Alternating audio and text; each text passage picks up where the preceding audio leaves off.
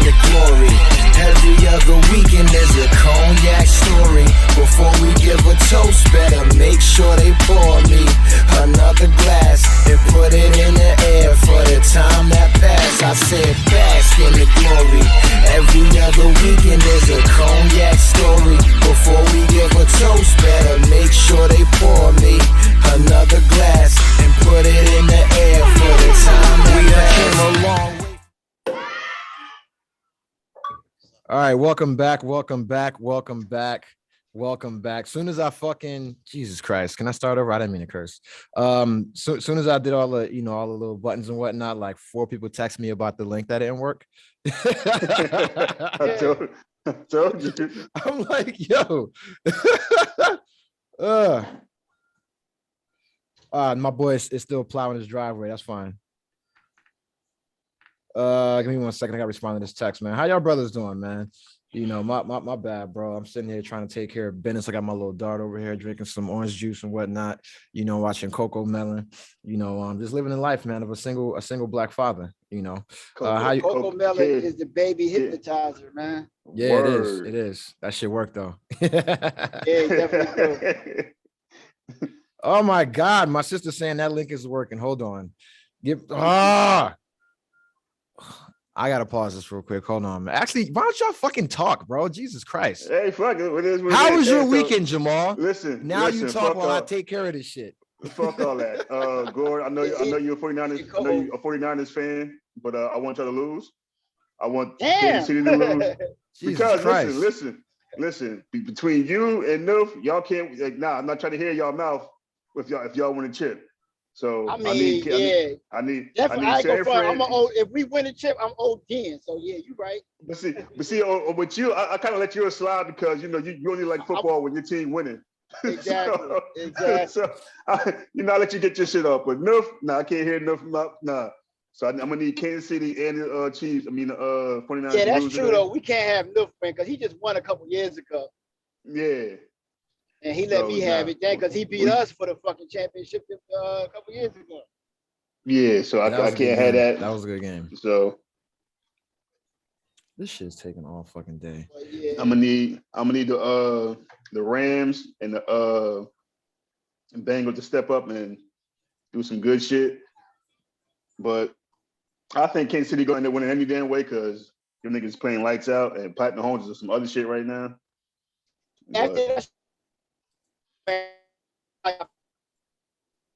You nigga stuck in the Matrix. Yeah, hold on.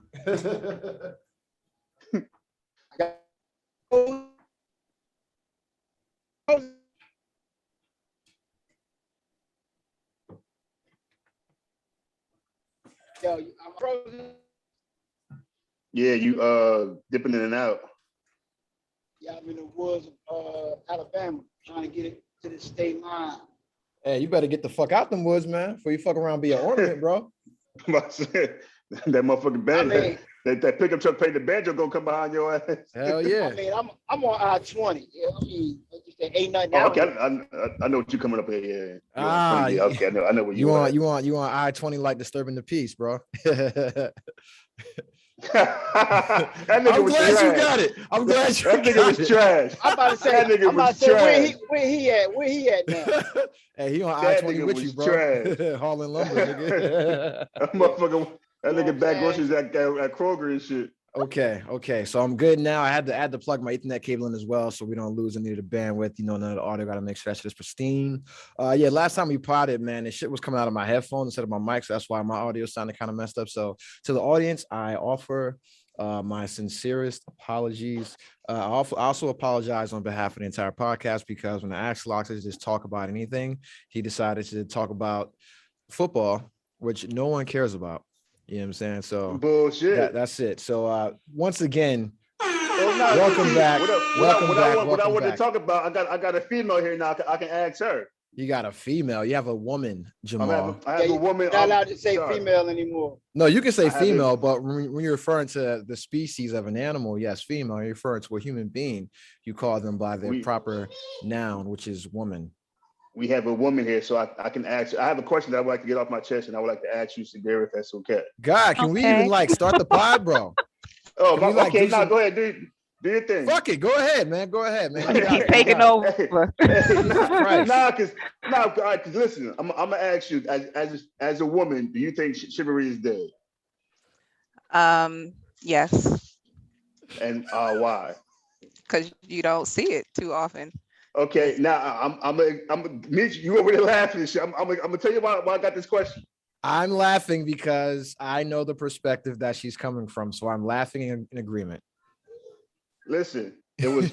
I'm gonna give you. I got two examples. I got two examples. When I walk into a store or into a door, if you're like a few steps behind me, I'm gonna hold the door so you can walk in first. Right. As a gentleman's supposed to do. Mm-hmm. So going to QT, for those that don't know, it's a gas station called Quick Trip. Okay. I was just getting off work. I was going to get a slushie or something to drink. And as I'm walking in, it's two ladies, one is closer than the other, but they was like far enough to where I could hold the door for both. You know what I mean? Yeah. So I hold the door for the first one. Lady says, thank you, walks in. No issue. Second lady, she was like, no, go ahead. I was like, no. I was like, no, go ahead. She's like, oh, my boyfriend not gonna like that. Bitch, I don't care about that. Go in the fucking door. Right. Like now, if I'd have closed the door in your face, you'd have got mad about that shit. So the lady that went in first, she was like, oh, she didn't have to do that. She just should have walked in the door. I was like, I'm glad you said it because I didn't want to. Second example, leaving out of Walmart. It's a lady walking. She has like 5 gallons of water walking to her car. As, you know, not trying to hit her or none of that shit. Excuse me, do you need some help? You got 5 gallons of water. Like, what the fuck? Mm-hmm. Oh, no, I'm married. I didn't ask you that. I just asked if you needed help. So I was like, all right, fuck it. Walked off. And as I got in my car, 2 of the waters dropped. Mm-hmm. That's what you get. Did they break? No, they didn't break. But I swear, fuck, they gave me one of the break. I swear. I wish them shits would have bust open. You should have went out and kicked them motherfuckers, man. But I'm like, I'm tired of females saying chivalry is dead, but when they don't accept it. Yeah, it's like when a nigga try to do something nice, all men don't want your fucking number. Right. Like, excuse me for being a gentleman and trying to help you out because you look like you need fucking help. Okay, Jamal, I understand your position. Sadira, would you like to offer your perspective as a woman who deals with chivalry or the lack thereof on a daily basis? You know, I'm actually surprised because you don't see it. It's not normal. But if because I hold the door for anybody. I hold the door for a dude too. I don't care. But it's just a common courtesy, you know, bump, chivalry, whatever. It's just a common courtesy to hold the door for somebody coming in behind you. But when a guy does it, you know, somebody held the door open for me yesterday when I was walking into the store. Thank you. You know, I don't have a problem with that. You should do that. And not just because of chivalry, again, just because it's a common courtesy. The expectation, you know, I like to say don't have expectations because then you'll never be disappointed, which is, you know, sad to say. But to expect that from everyone wasn't raised that way. Everyone doesn't, you know, feel they should have to hold the door, whatever. If you offer and somebody says no, then they said no. They can't get mad. But, you know, I get what you're saying to the response that, oh, my boyfriend gonna be mad or I got a husband. Like, okay, that's wonderful. I actually, like you said, I actually need help. I didn't ask for your number. So, you know, I don't understand. Now here's where I have to play devil's advocate. All right. And women deal with people doing that on a daily basis, but there's also an ulterior motive when a lot of times when that happens. So a guy will hold the door for a woman and then ask for their number or try to hit on them or make some kind of remark, or they'll help them with the groceries and then try to like spit their little fucking 30-second elevator pitch about why they should fuck on the way to the car. So if you figure, right, and this is something we've talked about in the pod, and I agree with you, Jamal, like when you try to do something nice, a lot of times it just blows up in your face, but you can't expect someone to say thank you.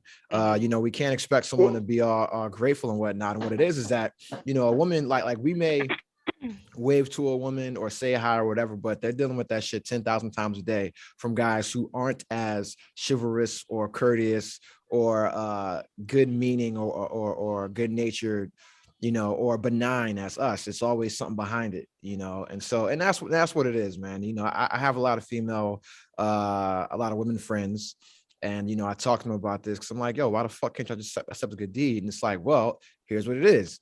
When we do, 80% of the time, it's some fuck shit behind it. You know what I'm saying? It's like, like you helping a motherfucker with the groceries, and then the next thing is, oh, like, how come your man ain't helping you with this? And that's what they got to deal with on a regular basis, So I, just like you, get frustrated sometimes, but at the same time, I don't take it personal because I'm handsome, Well, see, that's the thing. I didn't take it personal. And my thing is, I don't know, Slocks. You sound real angry over there about it. Because my thing is, I'm cool with a no thank you. I'm okay, fine, cool. But you don't want the whole life fucking story. Yeah, right. I don't care. I don't give a fuck about that. I don't care. Yeah. But and then at the same time, and I feel bad that so you all have to even sometimes provide an explanation, so to speak, for a compliment, right? Say you just see a random person, like I walk into the store. This was months ago. I walked into the store and I was getting in line, and there was a guy standing in front of me. He was like, "Oh, you got really pretty eyes," which is a compliment that I get on a regular basis. And he was like, I said, "Oh, thank you." He was like, "I ain't trying to be fresh or nothing. I don't mean nothing behind it. You just got really okay." I said, "Thank you. I don't need an explanation." Yeah. But the fact that he felt like he needed to give an explanation to protect himself or whatever, so I wouldn't feel some type of way. Because we ain't trying to get me too, man. Right? No. We ain't trying to get me too. Motherfucking brothers are scared, man. I know I am. Like when I like, I'm be honest, man. Like when I compliment a woman, I don't compliment anything physical. You know what I'm saying? I compliment the bag, her shoes. You know what I'm saying? Like her hat, like her outfit. Not like, yo, you really wearing that? It's like that's a nice ensemble. That's it. Or I compliment the shoes or the bag, something like that, or like something completely innocent that is that's not attributed to her physical, attributes. Because I'm trying to be nice enough for a compliment, but I'm not trying to hit on you, and I don't want you to, like, once again, I'm like, the listening audience, you guys don't realize how handsome I am. And when I'm within 5 feet of any woman, they just cannot resist me. You know what I'm saying? This nigga here, boy. And so that's what it is. You see my cardigan, my collar. I got the shit all the way buttoned up. You know the vibes, And so February is almost here, man. Just keep that in mind. Cupid does his magic. I'll tell you what. But no, so now that we got that out the way, Jamal, chivalry is not dead. Chivalry is not dead. I appreciate that. It just has an asterisk attached to it. Much like the career of Barry Bonds and Roger Clemens.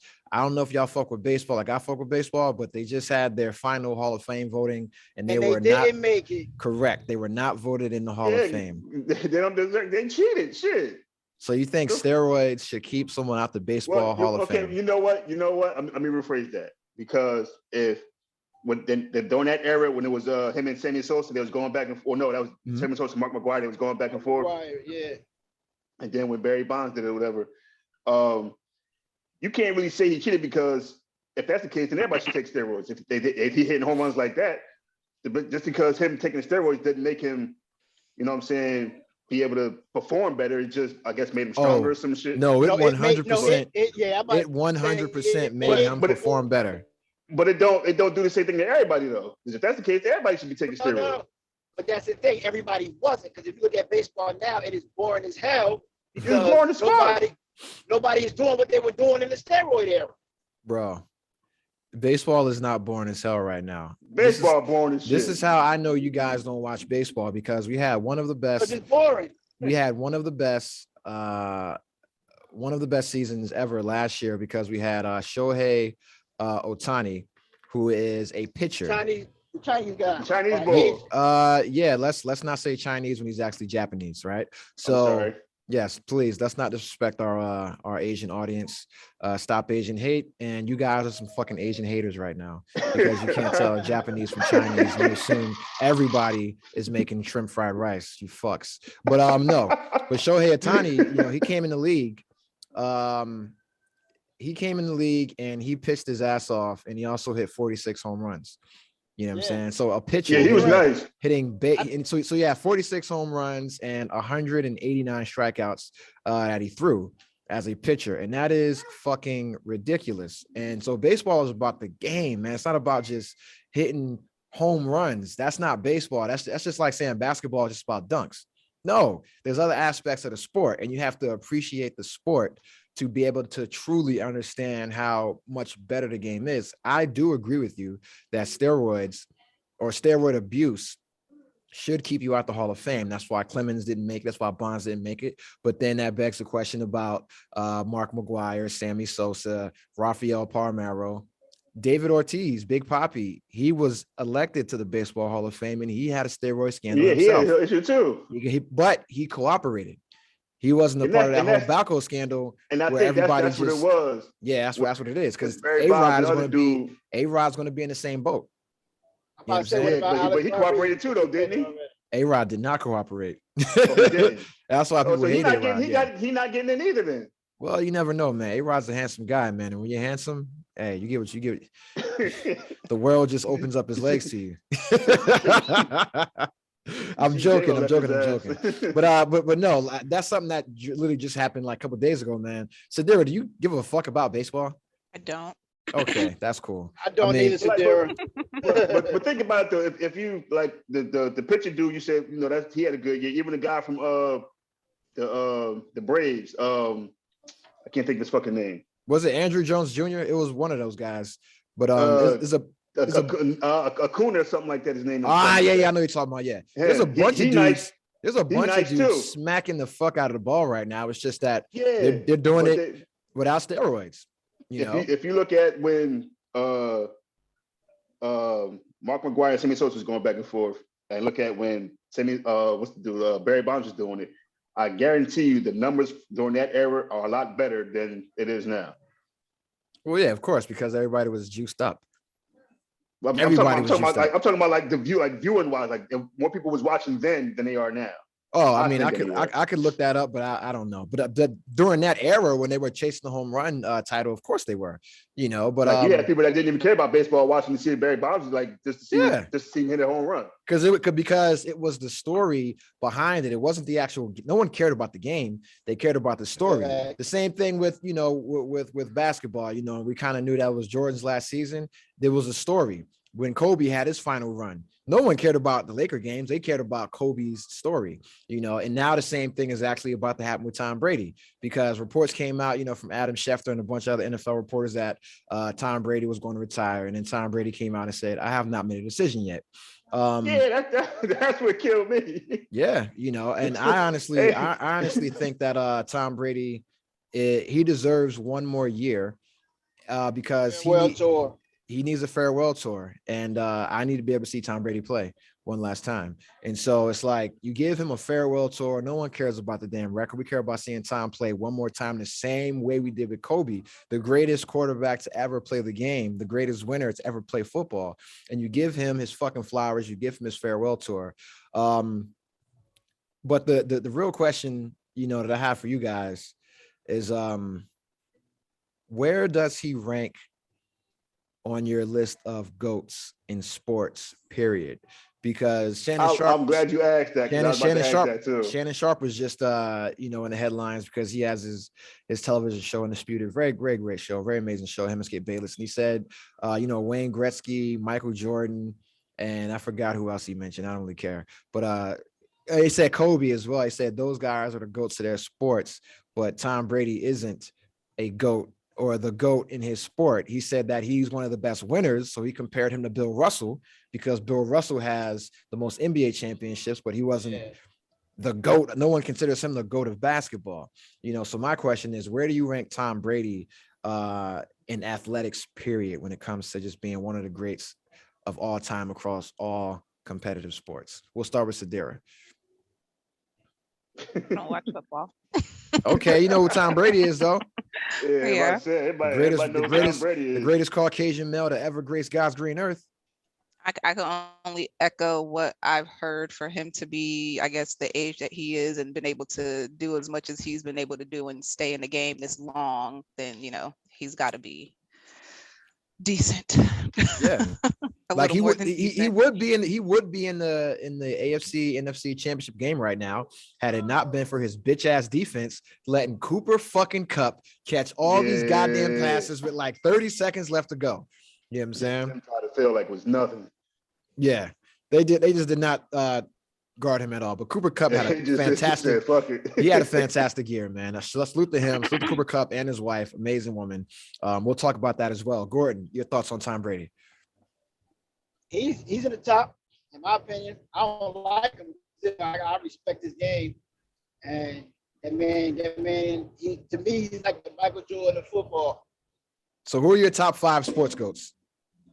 Me, I would say from that I've actually seen play. I'm not gonna talk about like, people I ain't see. So I would say sports, Michael Jordan, Kobe, LeBron, Tom Brady, Jerry Rice, and is that 5? Is that 5 already? Who did you say? I'm not even done. Yeah, Kobe, Jordan, LeBron. Kobe, Tom Jordan, Brady, LeBron, Tom Brady, Jerry Rice. And that's your top 5? No, I'm just naming. I asked for your top 5 specifically. I need you to think a little bit. I had to think about it. I don't know, but I say my top 5. I would say Jordan. Well, most niggas don't think about being monogamous before they get married, but the shit happens. So I'm requiring you to think. All right. Jordan. All right. So top 5. Top 5. All sports, dog. Not just basketball and football. All right. So that's what I'm about to say. Jordan, Mayweather, Tom Brady. 3 sports I watch. You are so black. Jerry Rice. Why do you keep mentioning Jerry Rice? That's my dude. That's the 49ers bias in him. You got to with that one. We about to say Steve Young. I was too. I ain't even gonna lie. I was. I definitely was. Because that's when I became a 49ers fan. Oh my God, dude. From Joe Montana to Steve Young. All right. So Sadira, you watch sports, right? No, I don't. Oh my God. I don't even watch TV. Like, why are you here? Yes. What? Okay, so we'll just put you back on mute for this part of the fucking podcast. Yo, where's Aileen? Jesus Christ. Sorry. So Jamal, your top 5, because you've been chomping at the bit. Your top 5. Yeah, she's supposed to be on. Top 5 sports goats. Of all time and in all sports. Yes, they do not have to be in order. Yeah, no, I got to put Michael Jordan up there. I agree with the Floyd Mayweather. I like the Randy Johnson, the pitcher. Randy Johnson, the I big like unit. The big unit. He was I bet you do like him. Even the other guy, the guy from the Yankees, number 42, the closer. Mariano Rivera? Yeah, him. There we go. Him. He's in your top 5 sports goats. Yeah, because you said Jordan. You said Jordan. You said Jordan, Mayweather, Mariano Rivera, Randy Johnson, and I put Tom Brady up there. Oh, and Muhammad Ali. And Muhammad Ali. See, I was going to say that, but I ain't really watch him fight. That's why I ain't say it. And that's a very fair. Fair caveat, because you didn't watch him play, so you really don't want to rank him up there with the GOATs, and I respect that, because that'd be like, me saying Sugar Ray Robinson or fucking Bart Starr or some shit like that. So we're just talking about who we've seen play. For me. Oh, okay. So take out Muhammad Ali and put Ray Lewis. Oh my God. Nah, you can you dread Ray Lewis or the football player Ray Lewis? The Ravens Ray Lewis. Ray Lewis that stabbed somebody. Yes. What's the other Lewis? What's the Lewis boxer? What's his name? Lennox Lewis. Oh, Lennox Lewis. Okay, so he ain't no goat. Yo, oh my God, you guys fucking suck, dog. Top 5, but no, it's your top 5. It's your top 5 sports goats, so it's fine. It's your top 5, so I'm just talking shit, bro. Just to so what's your top 5? My top 5: Tom Brady. and Tom Brady. And 5th is Giselle Bundchen and his wife. That's my top fucking 5. Serena Williams. Serena Williams will never be in my top 5 because she's not the all-time winning leader in women's tennis. That's why. So we'll go with my top 5 in men's sports, or just all sports, period. Jordan, this is not in order. Michael Jordan, Thomas Edison Brady. We're going to go with the great one, Wayne Gretzky. All right, because you guys are so close. I didn't watch hockey. I know you didn't because you're a hard ER. That's why. So when it comes to hockey, yeah. No. For boxing, it's going to be Floyd Money Mayweather. And then I'm gonna have to go with George St. Pierre from mixed martial arts, man. George St. Pierre, one of the greatest fighters of all time. GSP, that's my top 5. Michael Jordan, Tom Brady, Wayne Gretzky, Floyd Mayweather, GSP, George St. Pierre. And it would have been Anderson Silva, but he took way too many losses towards the end of his career. GSP retired at the top of the game. Does having losses really matter like that, though? In that sport, it does, yes. I'm saying, like in your top 5, does having a loss matter? Because if you think about it, the only one that's in your top 5 that's undefeated is Jordan and Mayweather.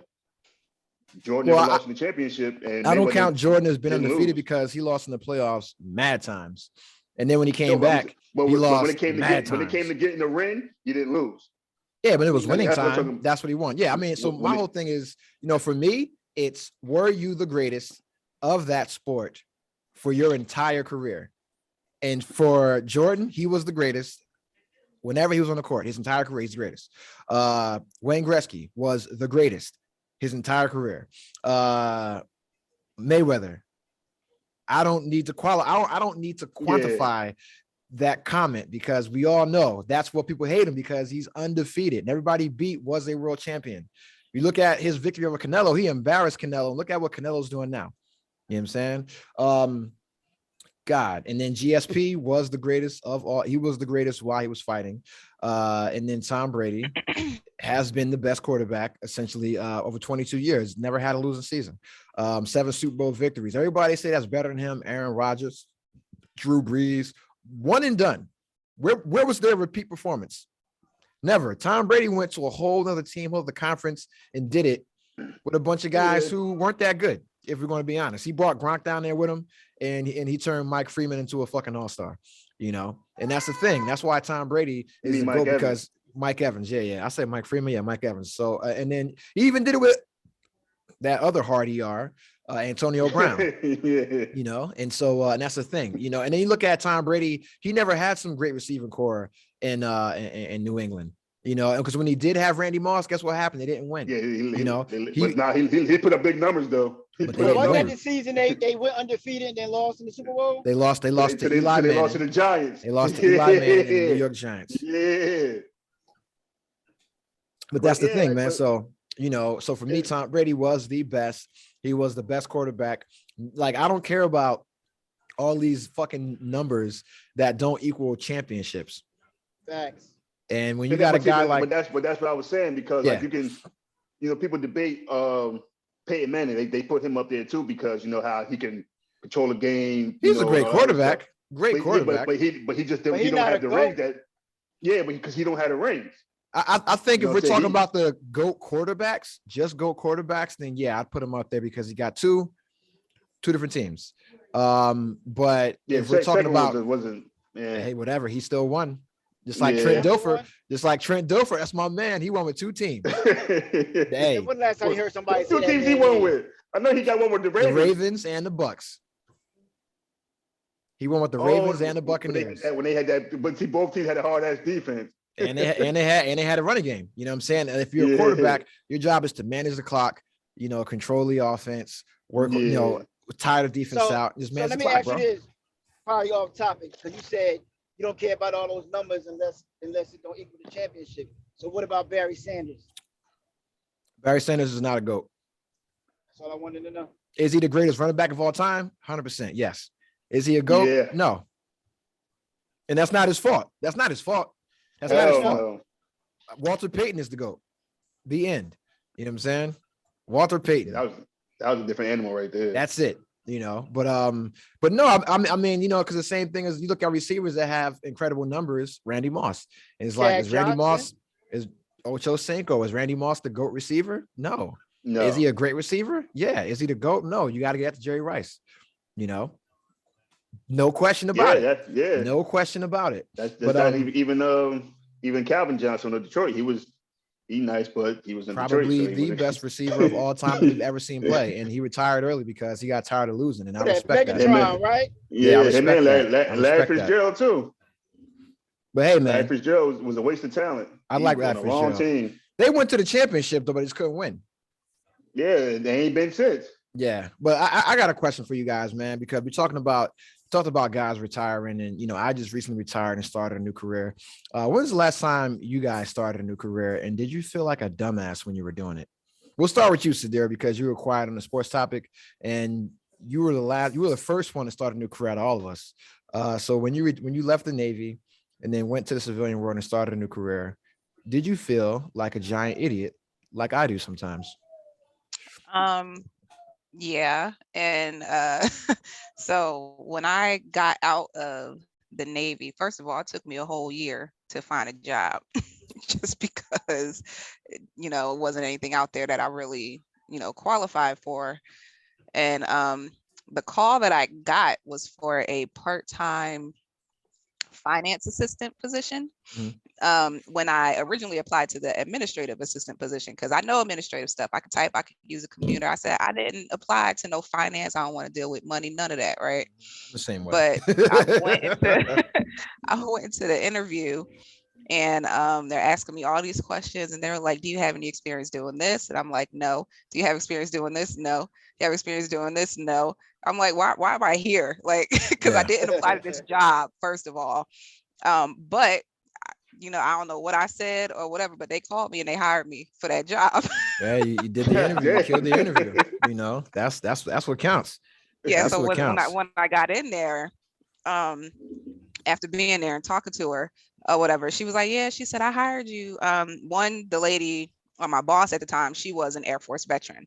So she was the CFO of the place that I was doing the interview for, and it was a nonprofit organization. But she said, because of the system that I worked on in the Navy, gates at the airport, the Naval Air Station or whatever, she said, I know that system. She said, I know that system is hard. She said, if you can work that, she said, you can come here and do this work.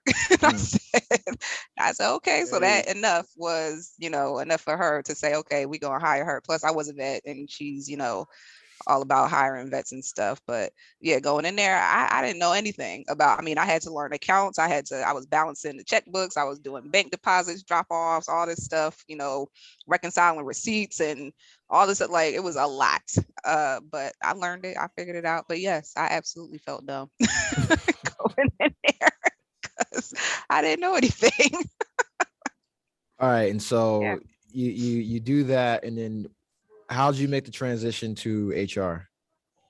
So because it was a nonprofit, it was a small agency at first, and they started growing. Some way down the line, I got it in my head that I wanted to work in HR. I don't know why, but the agency was growing and they were hiring more people, and I started getting involved in like the interviews and posting the jobs and orientation. And I was like, hey, I want to be an HR person. And I said, one, I need to be full-time. And I was like, I need some more money. I need benefits. So I went to my boss and I said, hey, can I get a title change and a pay raise? I wrote her this nice little letter. And I said, I want to be the HR assistant since we were growing and we needed people to manage files and do all the benefits stuff. And she was like, yeah. So I became the HR person under the CFO. And then once they started getting budget cuts, you know how nonprofit goes, they funded by the government. Yeah. She came into the office one day and she said, hey, I need you to pull everybody record and tell me who has this experience and who has this education. She said, we got to start making cuts. And I said, crap. So yeah, I'm like, y'all, right, pretty much. To cut me, goddammit. Pretty much, because I'm like, if y'all get ready to cut the staff, then the whole reason I got the title change was because we were growing and getting staff, and we needed somebody to manage the HR side. And I said, well, if you cutting staff, you're not going to need me. So I started applying to other places, and that's when I transitioned over to the VA HR. So And then where'd you come in? So for those of you who aren't familiar with government jobs, things like that, you come in at like certain pay grades, kind of like the military as well. So what did you come in into the VA as? A GS7. Okay, which is pretty good actually. Yeah. Yeah. So you came in as a GS7, and now you're like a GS25, a 13. So you worked your way, 13, yes. worked your way up the fucking ranks. Now you're making that 6-figure money. Not yet, yeah. but almost. It's about to be. I seen that new pay chart.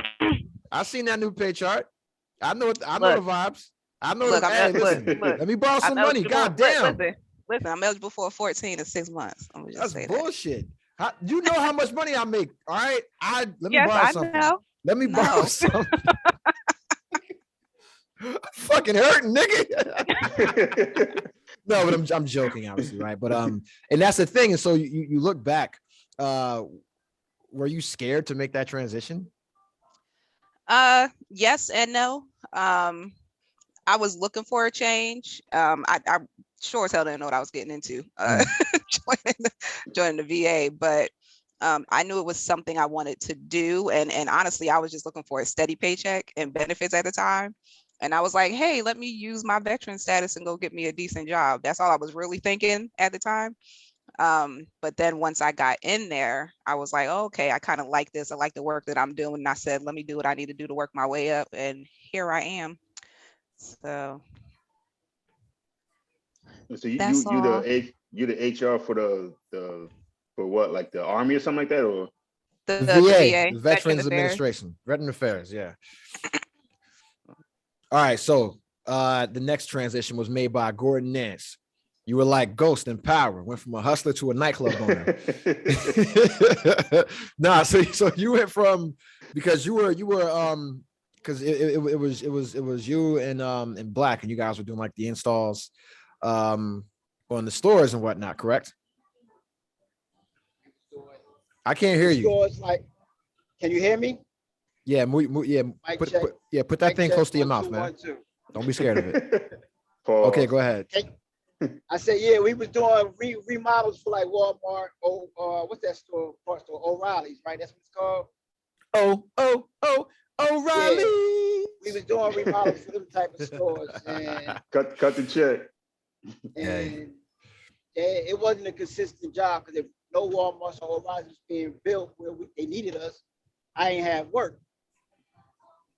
So one day I'm in the public library in Stone Mountain, Georgia, going on the internet, looking at, jobs. And what year was this? 2013. You didn't have internet? I didn't have a place to live, my nigga. Oh, my bad. God damn, bro. Shit. My transition from Jersey to Georgia was horrible. What the fuck? I was deployed in 2013. So I don't know what the fuck was going on with you niggas. Yeah, I was living in a hotel, so that's another story. Anyway, I'm sitting in the library looking on, help wanted ads and whatnot, and this truck company comes up. Matter of fact, I applied for like 4 or 5 of them, and all of them wanted me to go far for training. And I found one that was right here in Georgia. And I ain't gonna front, I was nervous as fuck, because driving the truck, my little ass driving some big ass 18, well, I'm like, come on, man. And I like to drive. So long story short, I ended up doing it 3 weeks training, got my license, and then he sent me out to Dallas, Texas to go meet up with a driver. And I spent 6 months in his truck, him training me, driving on an actual road 6 months before I became a solo driver. But my first 3 years in trucking, wasn't really making no money, maybe $40,000, $50,000 a year, if that. I just started making money these last 2 years. But I love my job. I don't plan on not doing it ever. The best decision I ever made.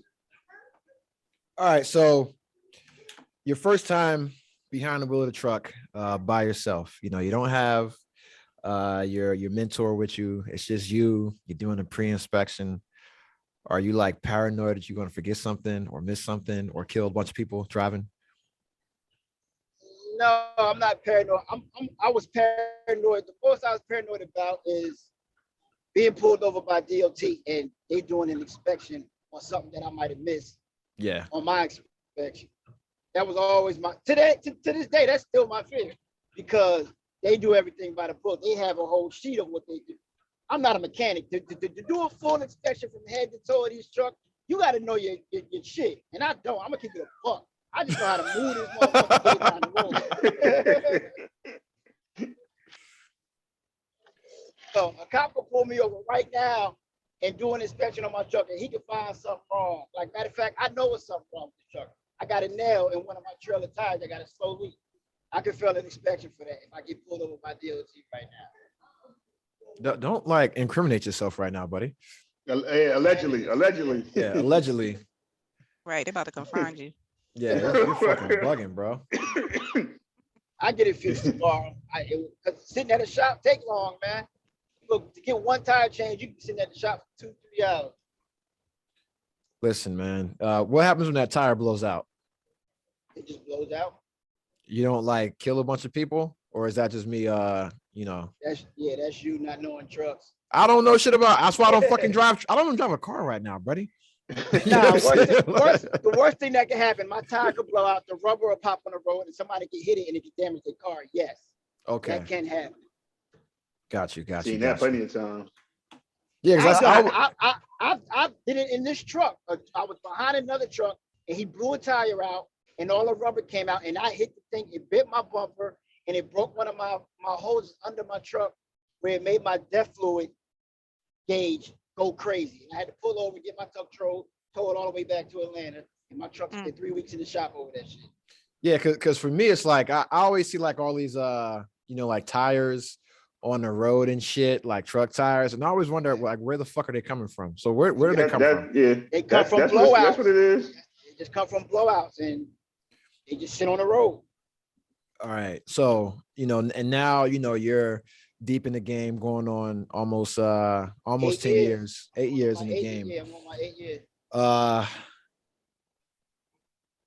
So when you look back at that transition, what was the thing? What was your biggest fear in making that transition?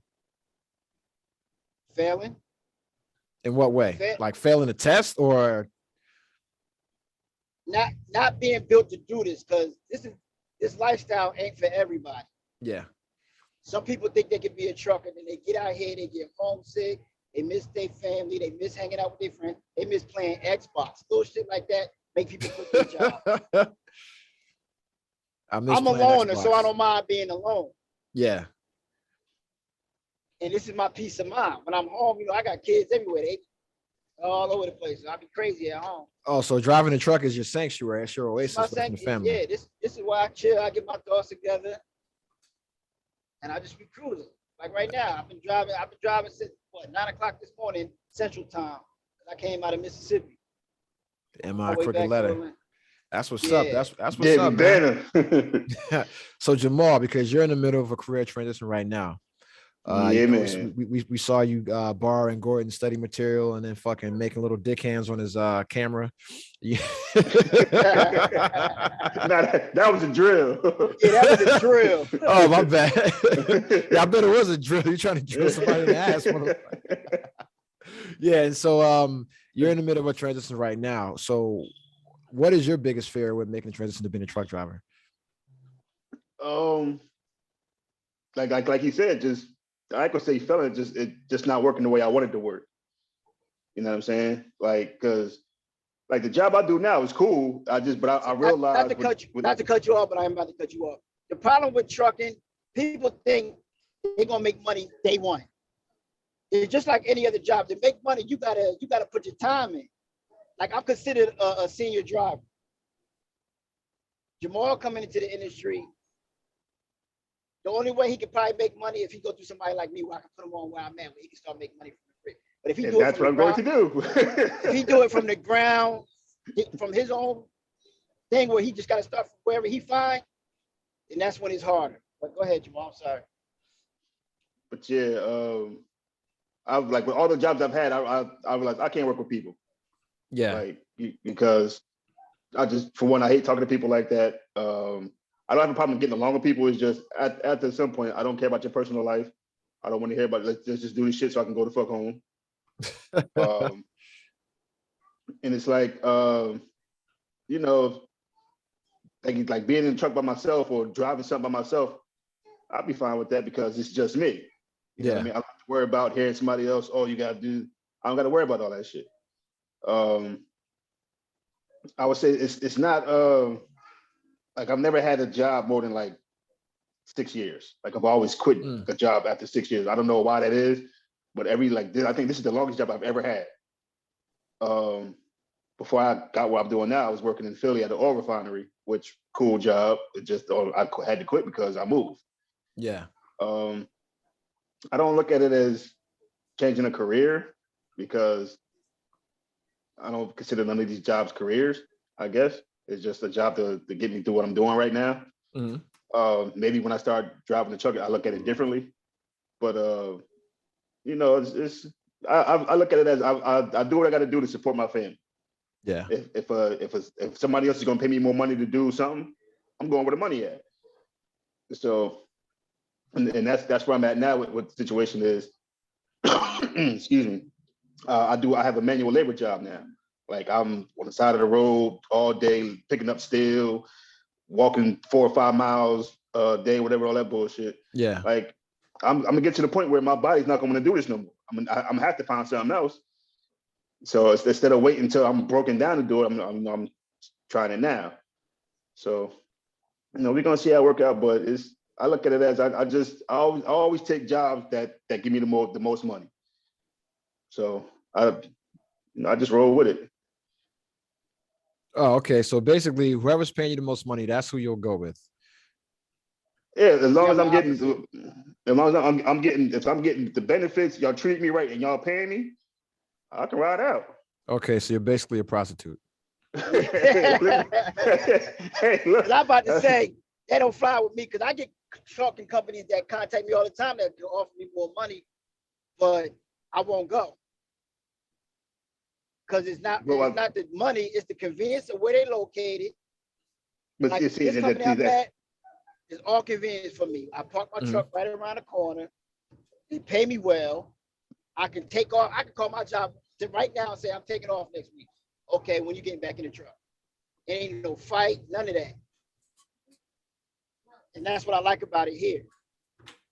But see, I've come to realize with jobs like that, you only get a fight when they not used to, you know, somebody standing on their own. Like with my job, they be trying to do that with other people. Like, oh no, you can't take this off. Like, nah, nigga, I'm not asking you. I'm taking these days off. So it is. I'm being courteous enough to let you know I ain't gonna be here. Like that's really what I'm doing. Like because on these dates I'm not gonna be here. Like you can't tell me I can't take off. And my job now, they understand that, you know, they might not like me or whatever, but they know what I stand on.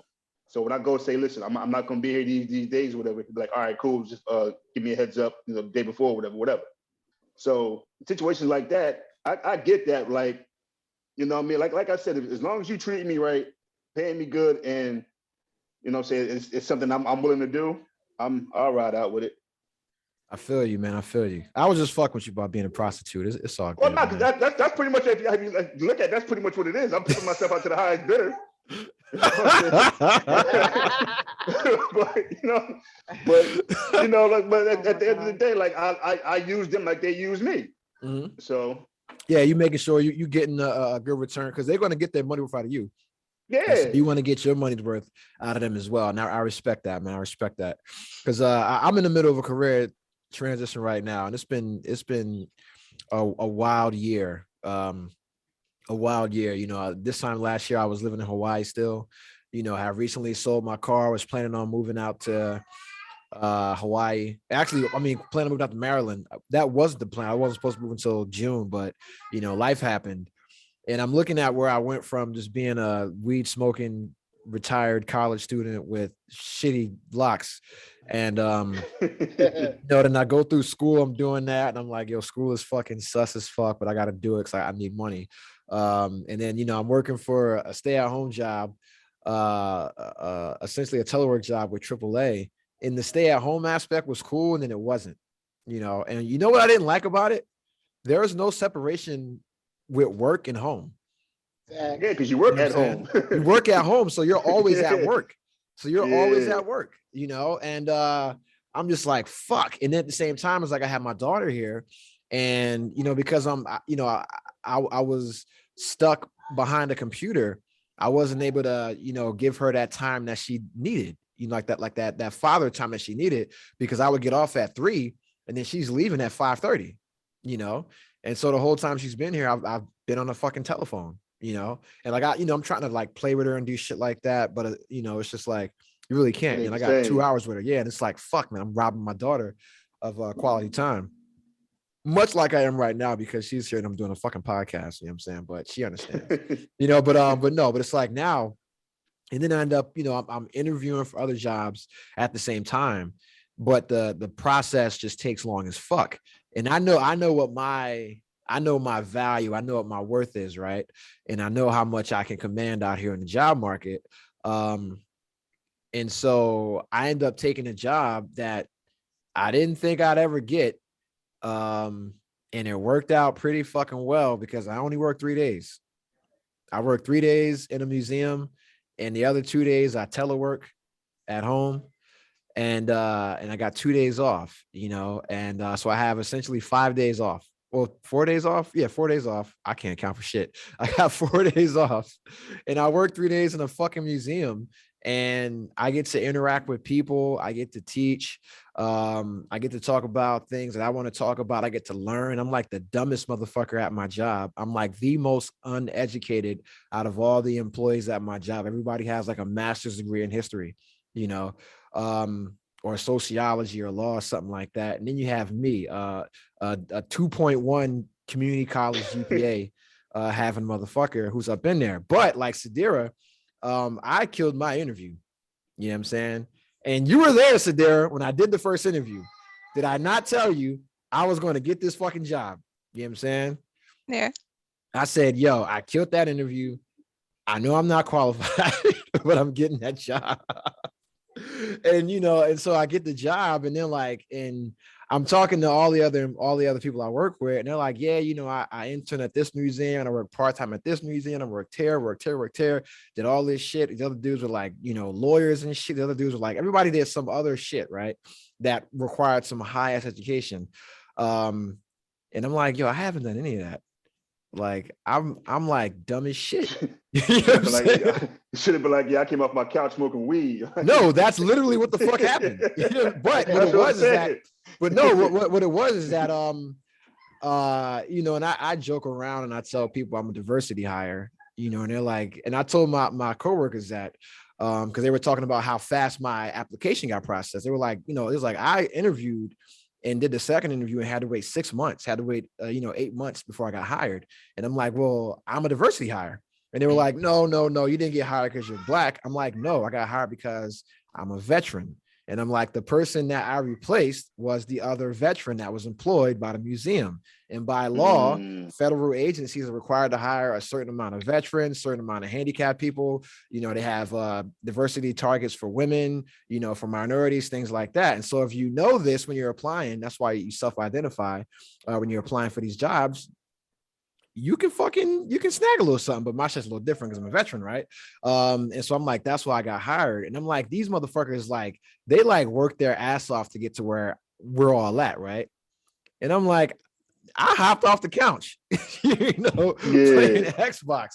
But what it was is that, you know, and what I want to, you know, get into is like, college is great, but everybody here is super successful and nobody's using a college education to get to where they are. You know what I'm saying? Like, cause you went to college, right, Sadira, for like medical shit, right? Nah, barely. Barely, right? Yeah. But see, but that's the thing though. If you, I think we talked about it before in the pod. Yeah. It's like, why sit there and go through college and build a debt when you can get a trade? Yeah, exactly. You know, everybody here came from a skilled trade background or skilled labor. You know, going remodeling, fucking stores and shit like that. That's a skilled, that's it's not fucking what they would consider professional, but it is. You have unskilled and skilled labor. You know what I'm saying? And you guys, what you do now, that's like shit you got to get a trade for. You can join a union, all that kind of shit. You got to apprentice, you got to have certifications, all that shit. And we're just like regular fuckers, getting this paper now, right? But yeah, it's like, I'm looking at all these other people I work with, and they like really busted their ass to get to this museum. Apparently, this is like the cream of the crop. It's like actually better to be here than the Smithsonian, because of the nature of our business and the work that the museum does, beyond just being a Holocaust museum. They actually like a lot of they're involved with identifying a lot of atrocities and genocides, things of that nature going on all over the world, and the staff actually does that. But yeah, man, like I'm dumb as shit compared to everybody else.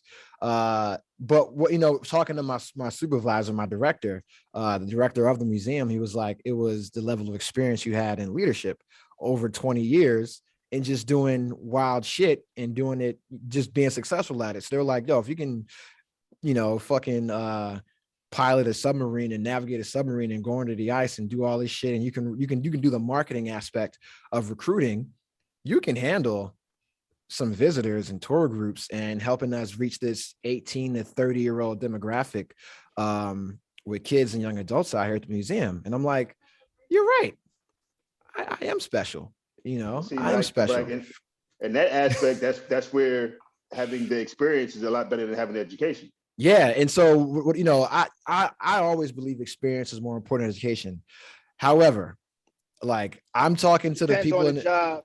Yeah. Well, I mean, because sometimes it goes hand in hand, and that's also what I'm learning. So they're interviewing for these equal employment jobs, is that the experience is very important, but the education matters a lot, because you're dealing with money. You're dealing with settlements, and that's the thing. Yeah. But all my most successful interviews has been in the non-formal counseling aspect, where I'm just doing counseling, not settlements, but mediation, ADR, alternative dispute resolution, things like that. And they're like, and that's where I've been shining these interviews, and who's been like calling me back, the most. But yeah, man, like I'm gonna tell you right now, man, like I got lost in the museum for the first fucking week. Like they got me on camera, bro. Like they had, because we have like cameras everywhere.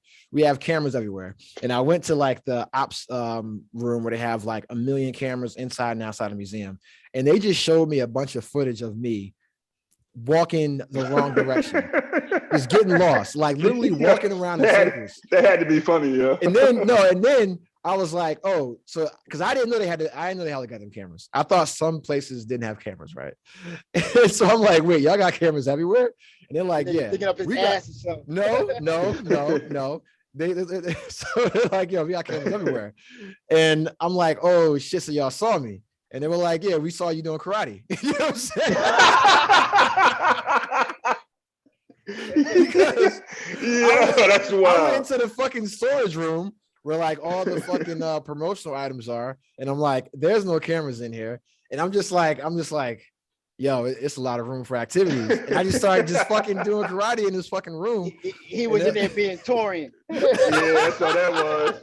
He had a niche moment. Yo.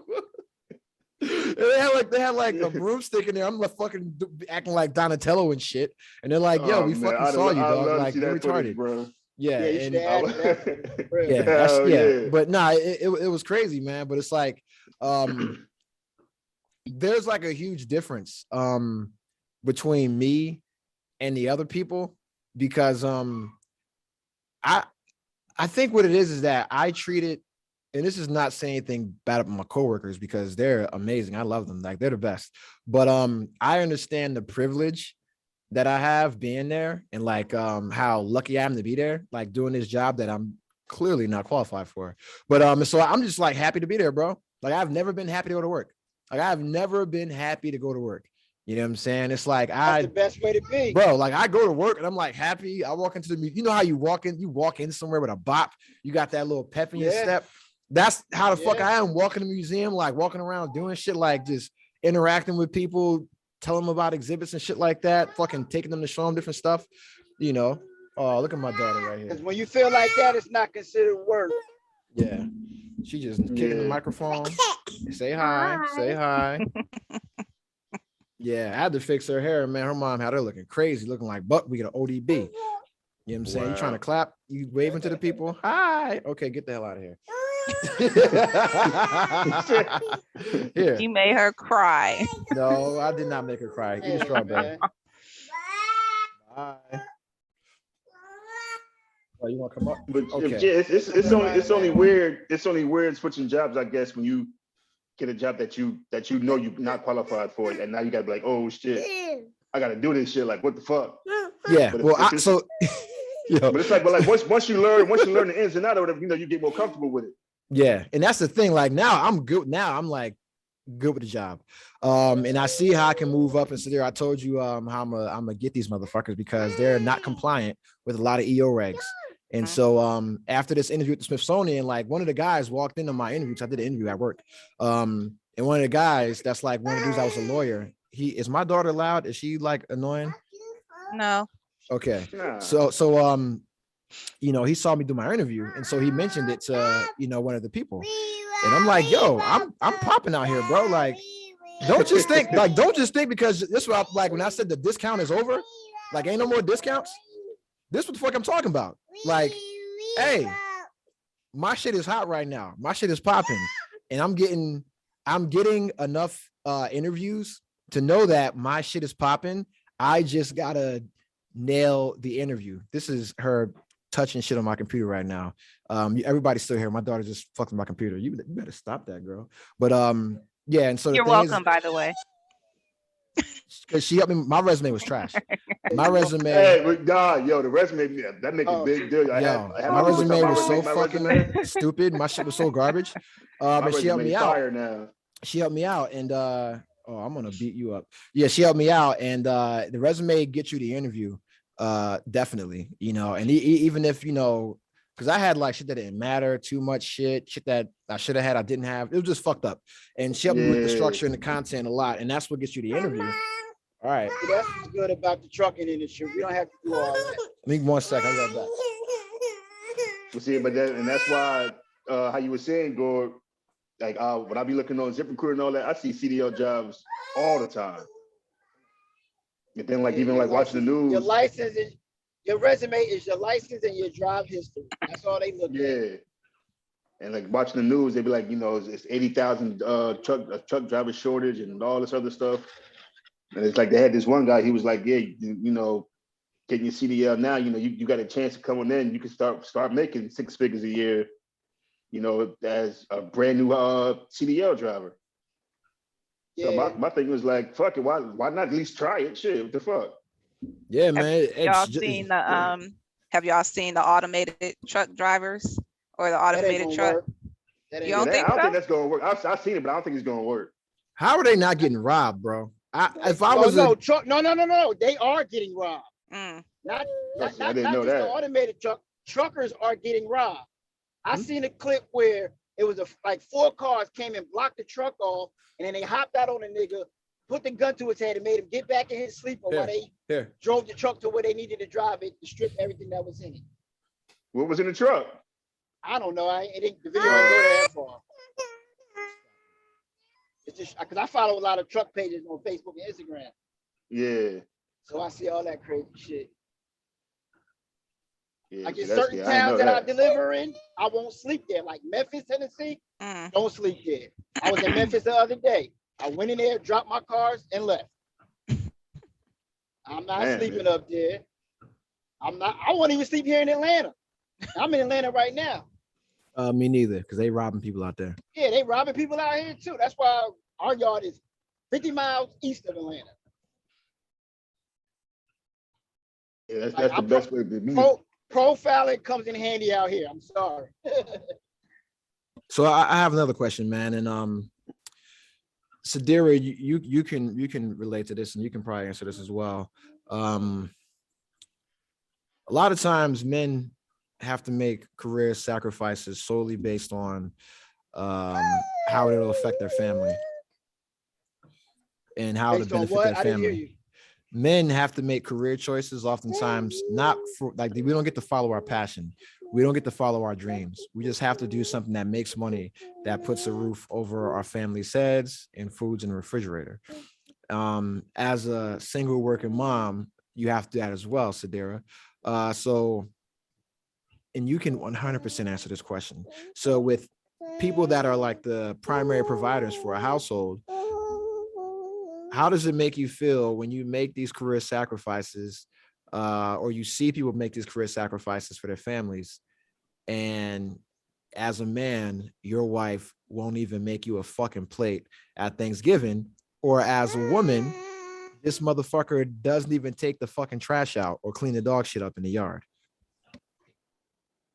That would be a huge problem for me. You know, well, we always end up on this being in that situation. Yeah, if the other person didn't contribute or didn't, pull their weight, that would be an absolute issue. And vice versa. Same if the man was doing all the work. I'm not saying be a maid, but do something. At that point, your job is to manage the household. If you're not, well, I'm gonna say as a woman, for whatever reason, and I'm gonna get yelled at for saying this, not by y'all, but men don't seem to have that, natural ability to do the management part. I don't know if it's a focus thing, if y'all got, underlying ADHD all the way around and can't concentrate or multitask or whatever, but women just seem to do those things better. So, that's why they're kind of looked at to do that, but no, pull your weight.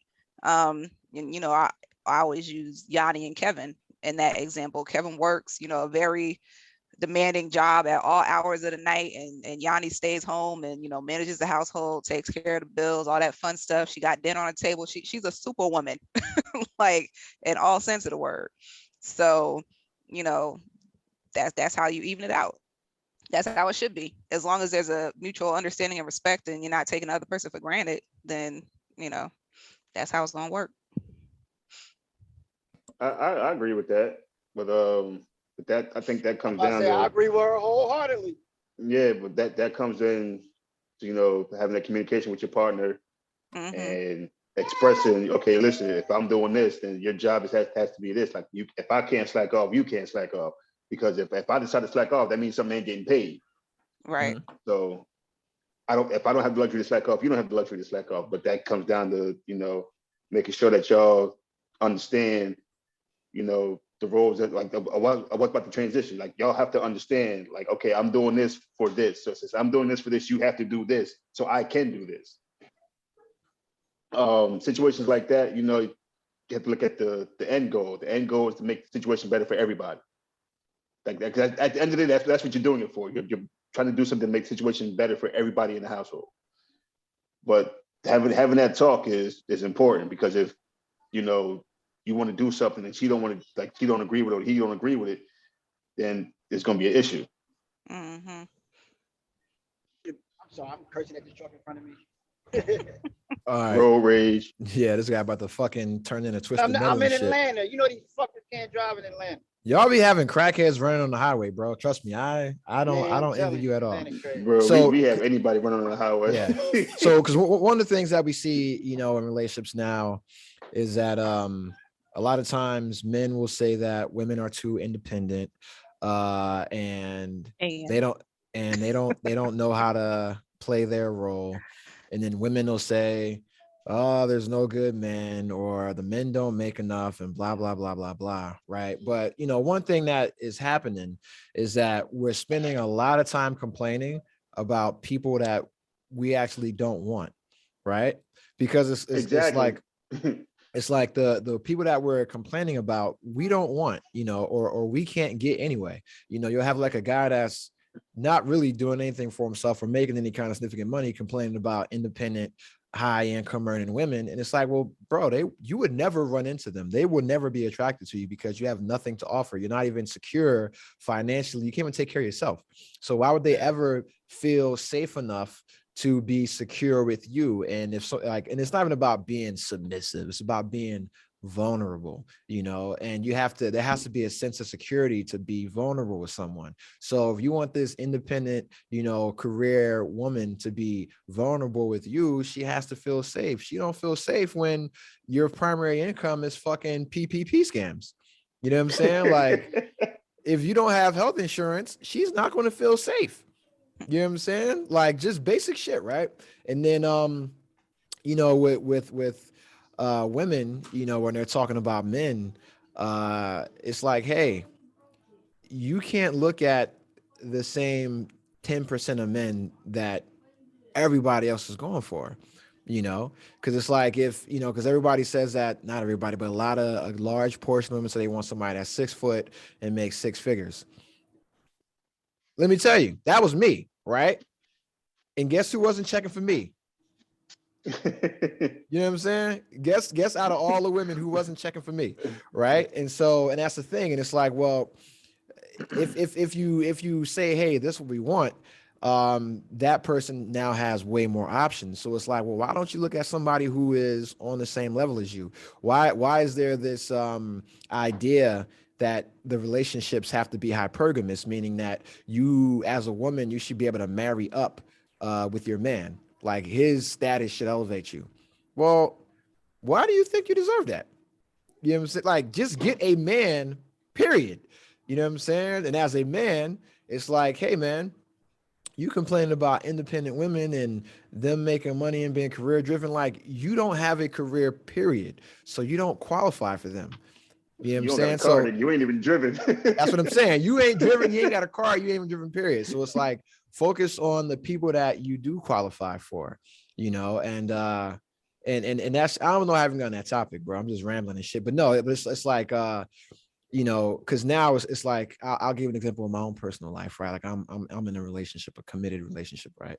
And hit the round of applause button. No round of applause. Hold on, I got a button I can hit for that. Hold on, man. Hold on. It better not be that gay one.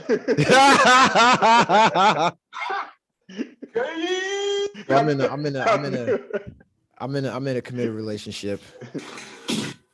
I'm gay. And yeah, like something happened, right? Like, you know, I can make, you know, my lunch or go to the cafeteria and buy, and the cafeteria is like $20 a pop. Come here, boo boo.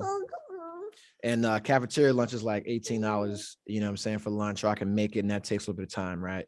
And, you know, my lady, you know, she was at home, she said, hey, do you have your lunch made for the week? And I was like, I'm thinking about it. And I'm like, the fuck you asking me that for? You know what I'm saying? Man, why so hostile? Why so hostile? I can tell you why so hostile, right? Because I'm not used to that. So I'm thinking like, well, why does that matter?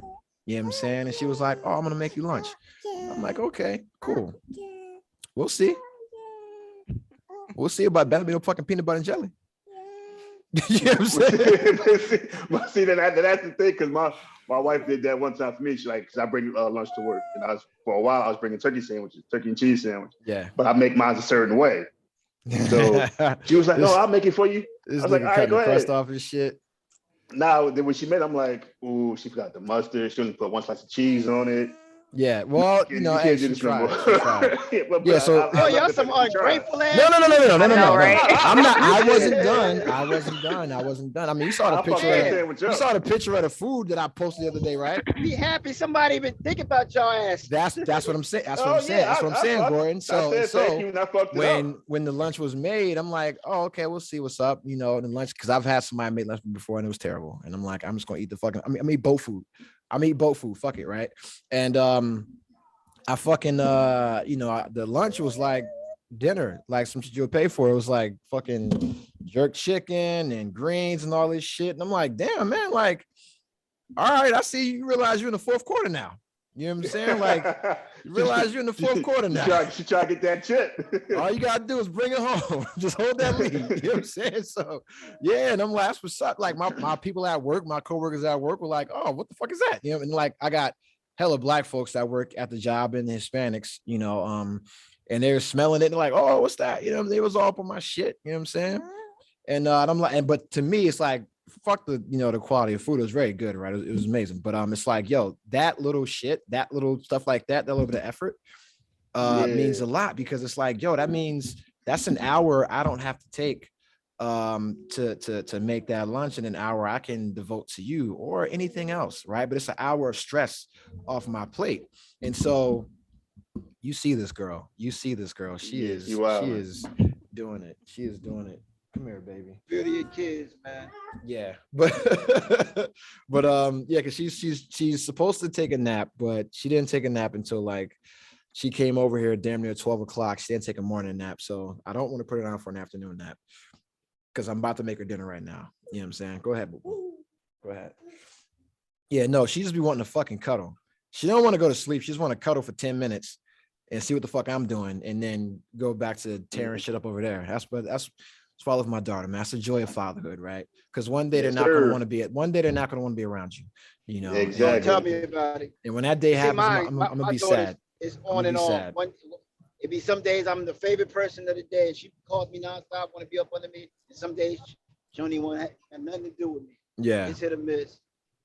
But to get back to that lunch story, it's like that little kind of shit matters. You know what I'm saying? As a woman, a dude coming in, knocking out household shit, fixing stuff, you know what I'm saying, cleaning up a little bit of dog poop, that kind of shit, that shit matters, because that means that you busting your ass, you're that career-driven woman, you want support, right? And that's how a man can support you, is doing the shit that you really don't want to do. And as a man, it's like, yo, fam, I ain't really trying to make this fucking lunch. You know what I'm saying? Like, I'm not really trying to do this shit. I'm not trying to do that. And it's like, really, like, when you're in a position to be like a sole provider, that's what you're looking for in a partner. So that person's financial, contribution ain't really important, because it's like, yo, I just need you to do this shit right here, dog. You know what I'm saying? Like, do this little 15% of shit that I don't want to do, and we're good. You know what I'm saying? But a lot of men, aren't in the position to do that for women, so they complain. And then a lot of women can't get the men that are in a position to do that. And it's like, yo, like, and then the women that can do that for themselves, they don't want the men just to do that. They want to just not work anymore and just have kids, unfortunately. A lot of them, not all of them, obviously, right? But and that's the thing. So it's like, yo, if we just focused on, how do I enhance this person's situation, or what can I add, what can I bring to the table? That's the question. What can you bring to the table, right? That's what you got to figure out. You know what I'm saying? Is what do you bring to the table? You know what I'm saying? And for me, I just want to share that little story about lunch, man, because it meant a lot. It meant a lot to me. I damn near cried in that break room as I fucking ate that fucking, I ate that spicy ass jerk chicken.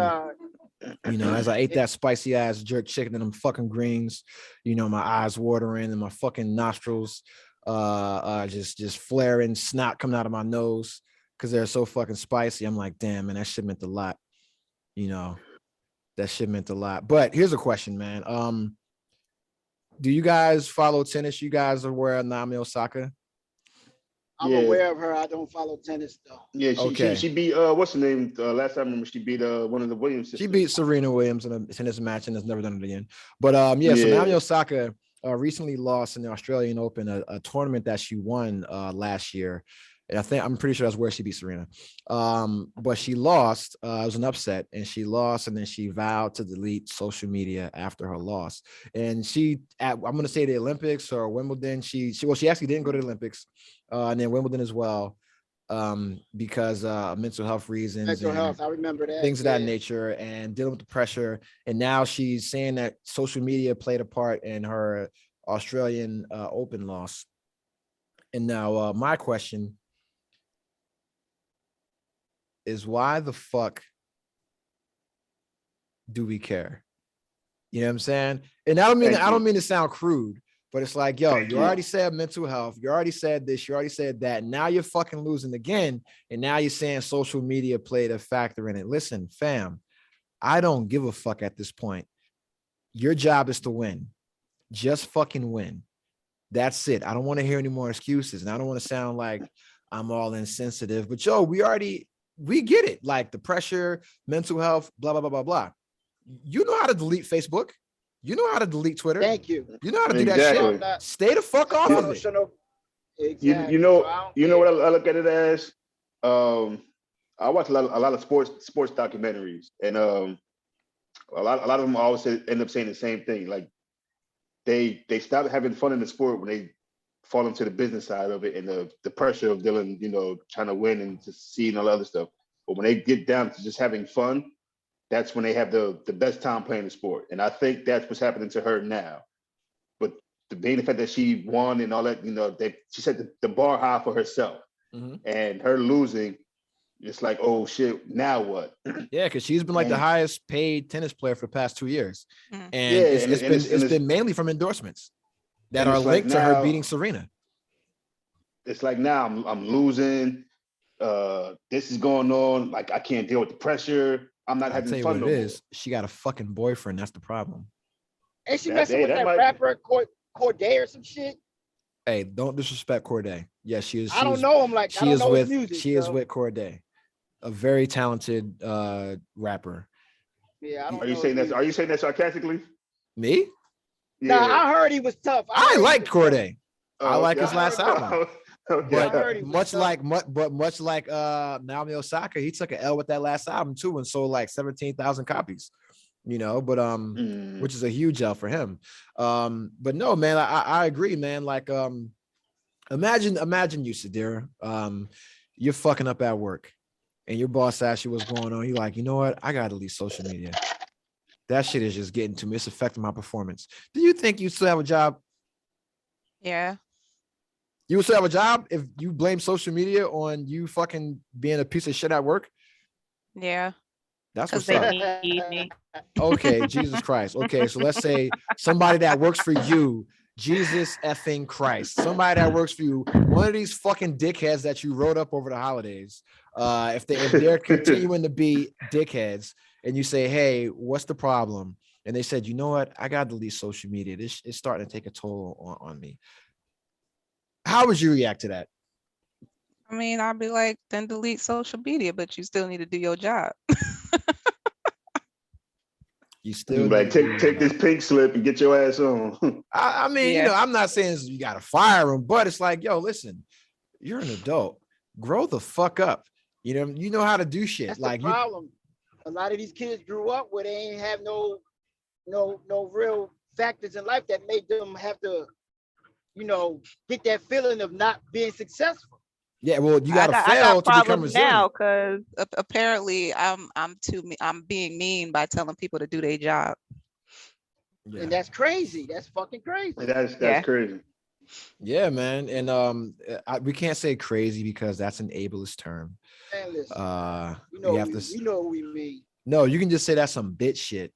That's some bitch shit. But that's the thing. Oh, you can't say that because it's this. You can't say that. Listen, at the end of the day, it is what it is. Stop being a bitch and man the fuck up. Right. You can't say man up because you can't say man up because that's sexist. Yeah. All right. I'm just letting you know, man. That's the problem with this generation now. They too damn soft. So we came from the world of sticks and stones may break my bones, but words that never hurt me. But now words seem to hurt everybody. Because words do hurt. Words matter. Well, my thing is how is somebody that you don't know that you're never going to see say something on social media affecting you? Because I have underlying self-esteem issues. That's why. Yep. Then that's your problem, not mine. No, I'm agreeing with you, Jamal. I'm giving you the exact answer. If I have underlying self-esteem issues, seeing someone else saying something about me that I don't know, that is nowhere near the level of success that I am at, some fucking loser in their mom's basement can say I suck, and I'm gonna take it to heart. So you went on Facebook and clown Fat Joe about his shoes. I saw that. Yeah, that was funny as hell, but you was 100% right though. You was 100% right with that shit. I love Fat Joe. Yeah. But Fat Joe took it like a real motherfucker, somebody from our generation was. It's like, yo, it's just somebody in there talking shit. You know what I'm saying? Like, that's it. It's not like, oh my God, like now I gotta go fucking in my career or fucking do some drastic shit because some fucking internet troll says some shit. But we've seen numerous celebrities react that way, whether it's been Lizzo or Madonna or fucking Cardi B. All these people are are just that, and wow, it seems to be like mainly women. You know, I'm not trying to be a wing ding or nothing like that. But No, it's like because Durant went through that phase. Kevin Durant went through Durant, Durant, he was a bitch about it too. No. Durant made a burner account and started clapping back. You know what I'm saying? But Durant didn't go on fucking interviews and TV saying, yeah, man, the people on the internet are bullying me. Durant never did that. Kyrie Irving did it. He did it too. He had a spell where he told the predators, oh, you're not on my level to talk to me, some shit like that. But Kyrie didn't say, yo, people are bullying me. No, he said, I'm Kyrie.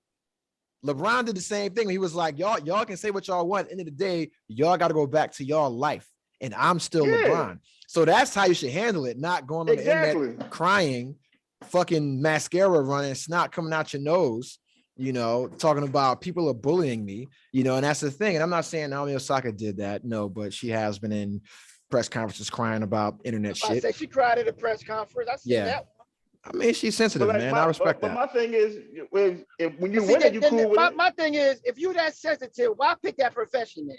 Because the criticism is going to come with that profession. I mean, really, if you're that sensitive, why be on social media?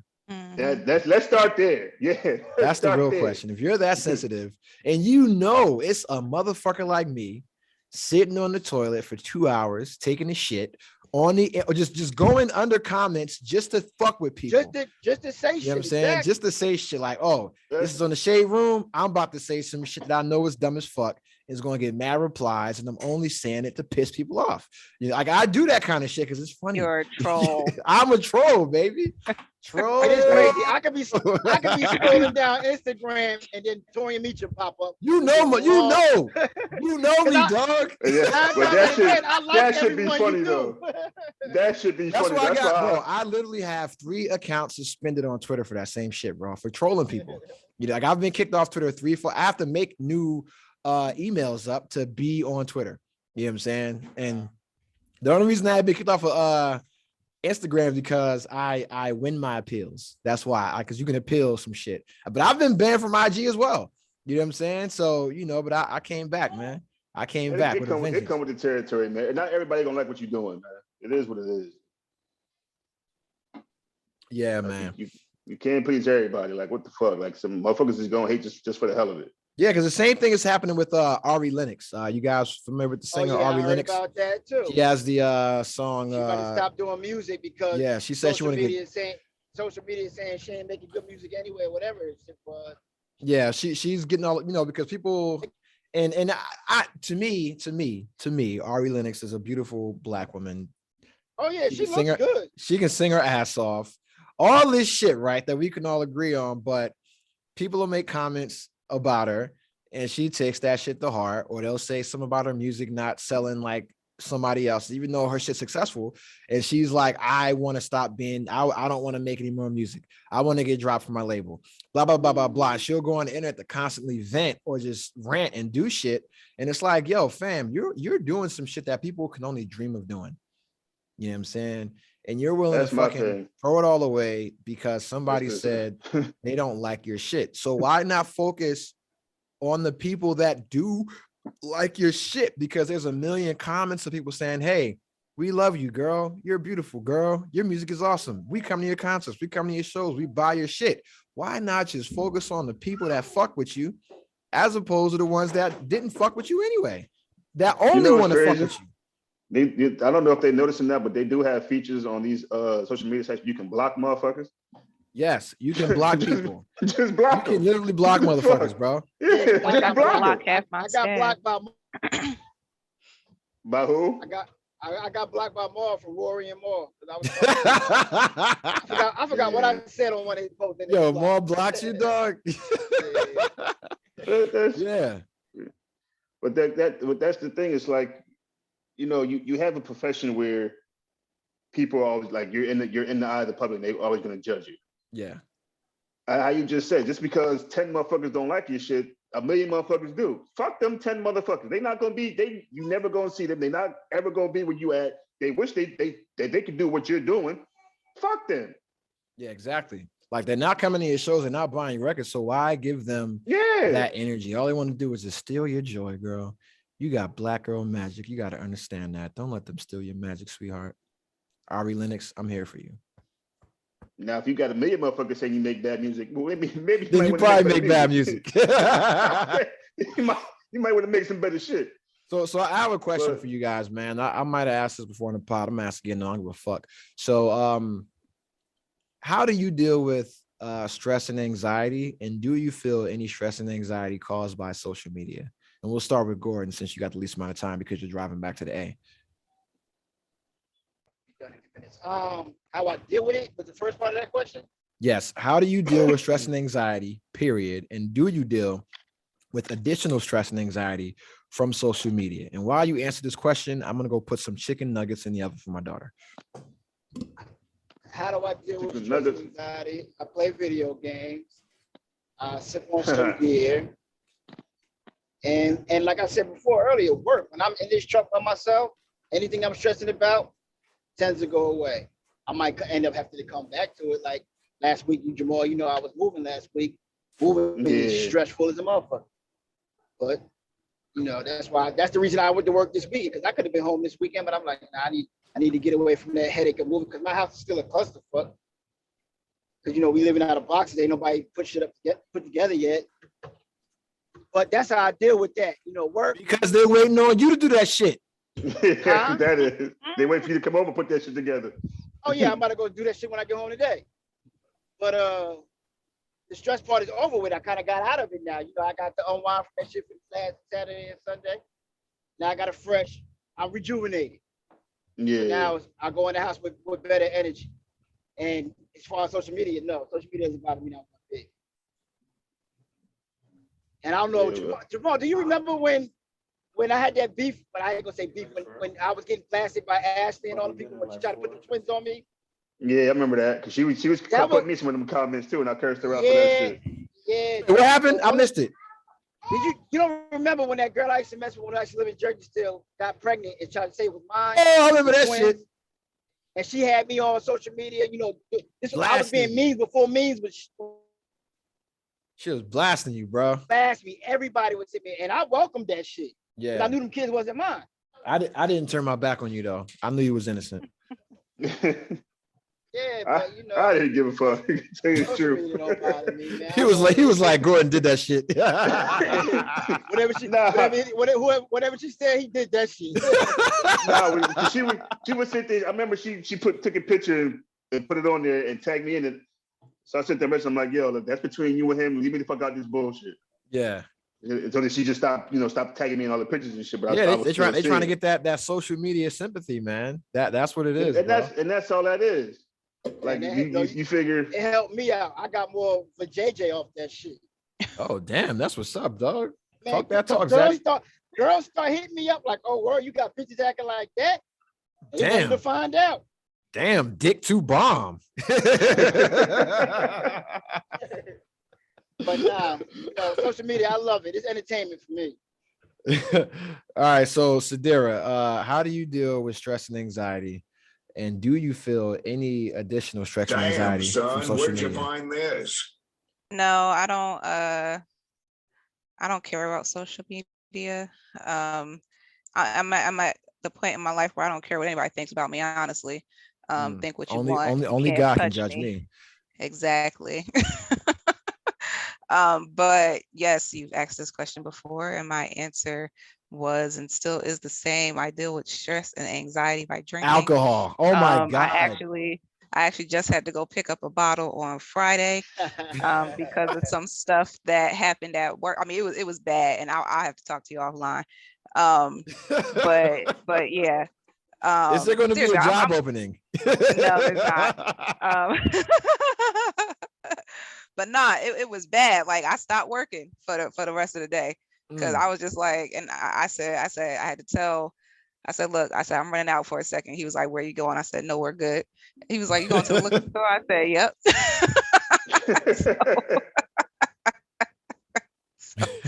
Oh yeah, I have a very bad I have a bad relationship with alcohol. I am slightly dependent when it comes to stress and stuff, and I am admitting that. I'm aware. Man, you know that shit runs in our family, man.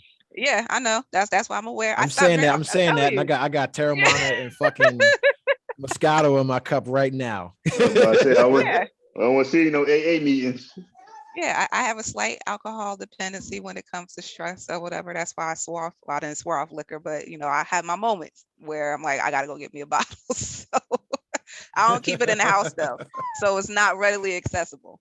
Yeah, So, that's good. That's yeah. good. That's good. At least you know you. You know you. All right, and Jamal, how do you deal with stress and anxiety, and do you feel any additional stress and anxiety from social media? Social media, hell no, because I don't be on there that much to care. I don't post stuff about my personal life for people to put their little 2 cents. Mm-hmm. As far as how I deal with stress, whatever, as I said before, when you asked, music, Xbox, and grilling. I actually woke up this morning at 5 o'clock in the morning, to make my plates, whatever it is. Fucking awesome. Quiet outside, I had the grill going, seasoning up everything. Nice, relaxing. That's pretty much about it. I'm like Sadira said. I'm to the point now. I don't give a fuck.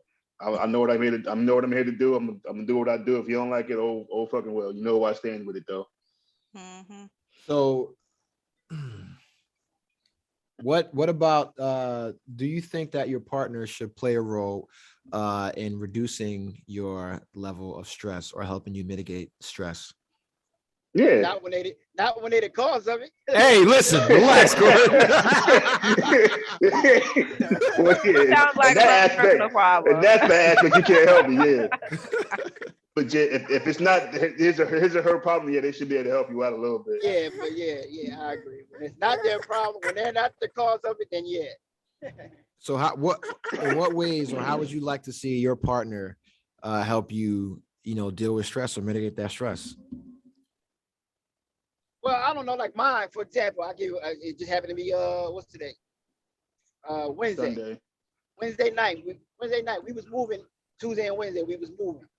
So I'm stressed and aggravated the whole day because I got my movers that can't try to put money in black people's hands. These motherfuckers show up late. That's another. A nice hot bath with some what they call that salt. Epsom salt. Yeah, with some Epsom salt. That's how. Oh yeah, I remember you posted that shit. Yeah, I wind, and that's how I wind down. Like, man, you're salty ass balls. Suck up my chocolate salty balls. Because she seen that I was stressing, my body was hurting from all that moving. Because being that my movers was late, me and Adrian started moving before they got there. We didn't have the whole upstairs in a U-Haul truck by the time they even got there. Mm. But anyway, so yeah. You said she ran a bath like for you? that. You said she ran a bath for you? She ran a bath for me, and then went and got me some food to eat, some Chipotle. You get some cuddles, dog? That time of the month. That don't mean you can't get no cuddles. Right. I mean, yeah, I get cuddles all the time. Yeah. I ain't asking you that you smash. I ain't about to ask no dumbass question like that. That's what I thought. Yeah, no, I'm just talking about, because sometimes, men, that's all we want to do. We just want, especially after a hard day, bro. We just want to be held, man. We want to be able to be vulnerable. You already know. I tell y'all all the time, I'm a cuddler. You can't. You ain't about to spoon me though. You ain't about to spoon me. I ain't about to be no little spoon. You know what I'm saying? That ain't about to happen. You told me you be my little spoon yesterday. That's for you. That's different. You know what I'm saying? That's different. Yeah. That's like a lesbian relationship, dog. You got the little bush lesbian. Let me chill. I'm trying to get a job, dog. Shout out to the LGBTQ community. But nah, man, like that's the thing, man. Like, I think having a partner that can identify when you're stressed out and that's active in helping mitigate that is super important, man. Because a lot of times you have partners that will just let you be fucking miserable. You know what I'm saying? And they'll be like, "Oh, it ain't me. I don't want to deal with that shit." But then, and they're not giving you the support that you need. That's the job they signed up for, to be your support system. You're their support system as well. And it's like, damn, man, I can't even get a motherfucking hug. I can't get a goddamn cuddle. I'm getting my back kicked in by the white man. I'm on the back of this garbage truck. Niggas won't let me drive it. Racist ass crackers. not a nice person when I'm in like stressed out. But I told him straight up, I said, I want to be good company right now. I said, let me get a drink and then I come talk to you. Yeah. I mean, even that, it's like if you know your lady stressed out, you make her some tea, put a little bit of Jack Daniel's honey in it. You know what I'm saying? Like, here you go, sweetheart. You know what I'm saying? Go take a load off and rub your feet. You know what I'm saying? We can watch 90 Day Fiance, that kind of shit. You know what I'm saying?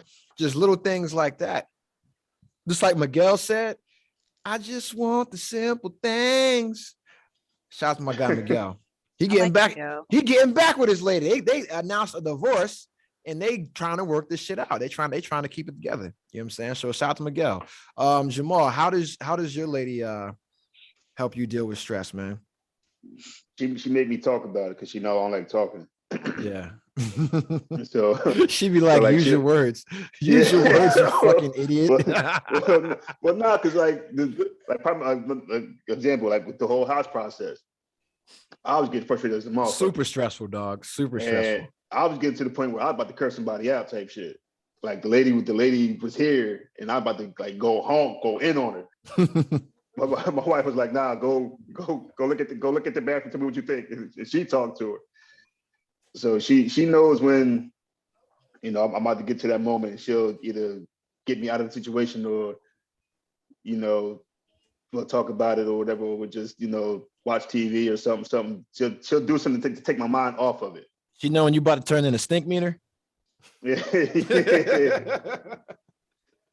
So it definitely helps out. Like the same thing with her. Like if she's having like a bad day at work, her whole thing is she just wants to vent and just wants me there to listen. You know what I'm saying? She don't want me to respond or give my opinion on nothing. Just listen.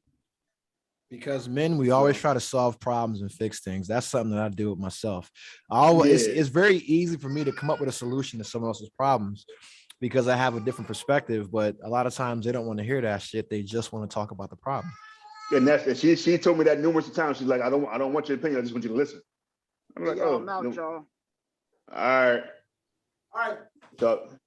So I'd be like, bye, all bitch. right, no problem. But I had to get used to that because I'm not used to just sitting there having her talk for hours and hours and me not just saying nothing, just agreeing with everything she say with. But we find a good balance to make it work out for both of us. You don't have to agree, you just have to be an active listener. To say that. You just have to be an active listener, ask follow-up questions about things. But that's the thing. My follow-up questions be on like how to deal with the situation, but she don't want to hear that shit. Well, what you have to do is, I'm telling you, don't do that shit anymore. Because I do that. Yeah, I don't. What you got to do is just ask, that bitch how did it make you feel? For real? Or how did it make you feel? And why do you think that happened? Or why do you think they did that? How did that make you feel?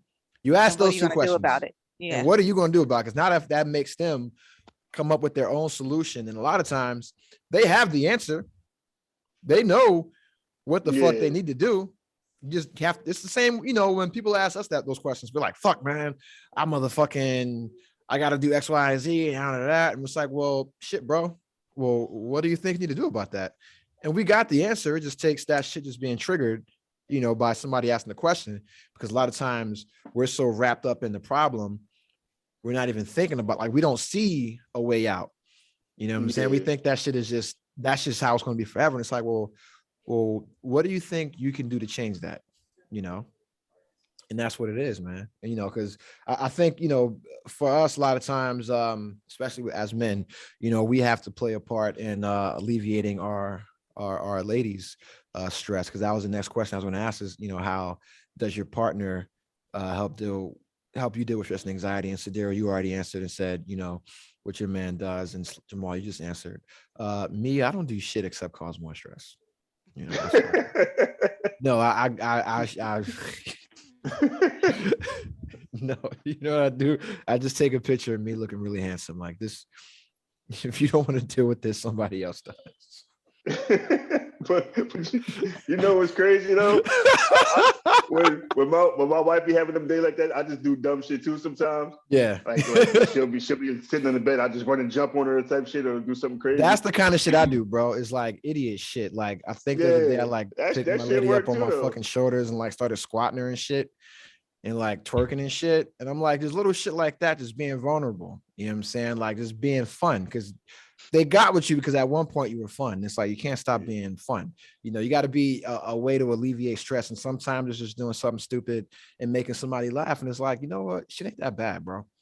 Like, yeah, work is fucking sus right now, but the rest of life is pretty cool. You know what I'm saying? So. And that's how I get with, like, when I deal with I used to deal with like stress work or whatever. I be like, y'all got me for these 10, 12 hours, but once I punch out, fuck y'all. I'm out. Cool. Son. Like my life is great right now. So I gotta get used to. So I got a question. We have Sadira here as our resident woman, and we have two men on the podcast. Do you guys know the difference between conversation and gossip? I'm gonna say yeah. I would think so. Yeah. Okay, so what does conversation mean to you, or what does it mean to converse? What does that mean to you?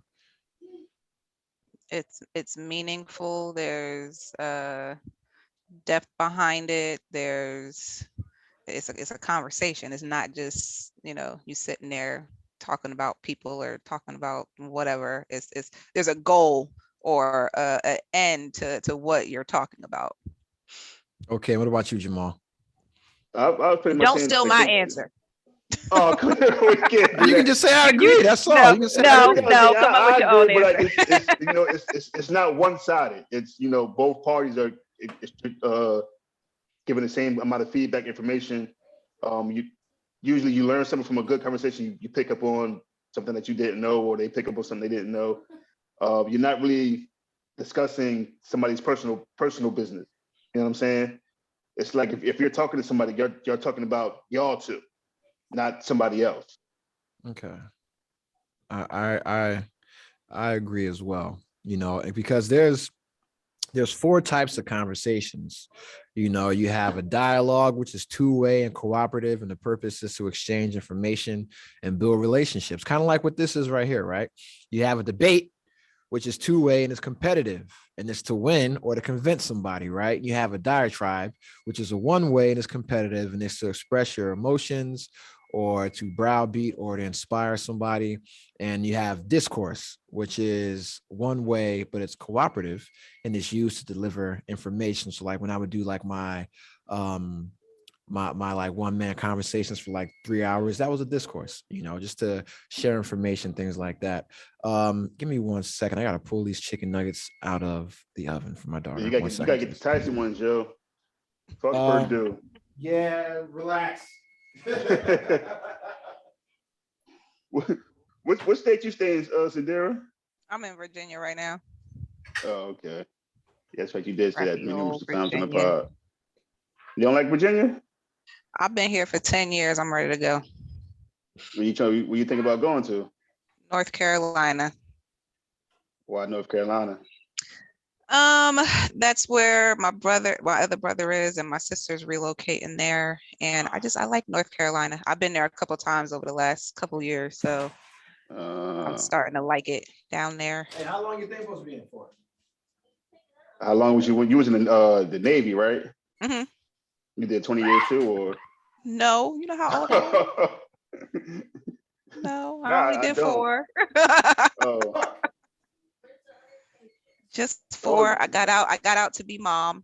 So just burnt the fuck out of my hand. But anyway, back to the shit, right? And so we talked about 4 types of conversation. We've all seen them, right? The one conversation that we didn't miss that people engage in is gossip. So what do you guys think gossip is?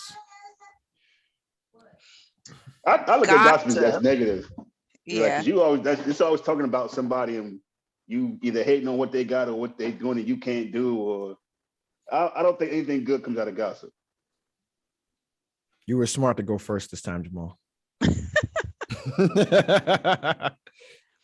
Yes, don't steal my answer. No, I mean, gossip is either negative or it's you don't know, and it's a he said, she said, and you just trying to be nosy to find out what's going on. That's all gossip is. So yeah, gossip is casual or unconstrained conversation or reports about other people, typically involving details that are not confirmed as being true.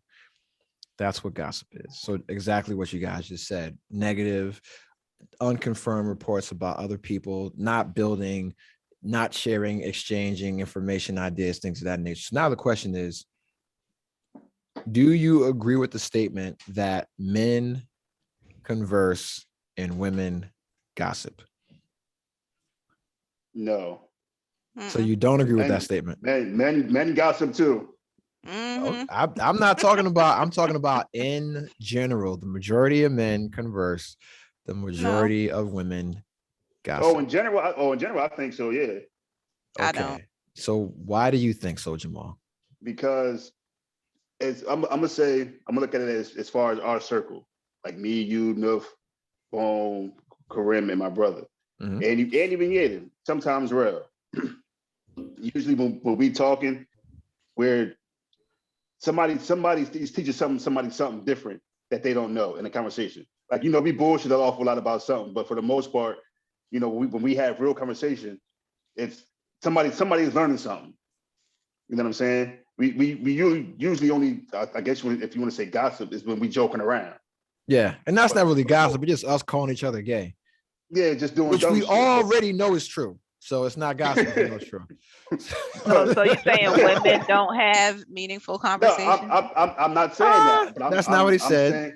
I'm saying for the most part, when y'all get around each other and start talking, it might start off meaningful, but y'all journey to gossip.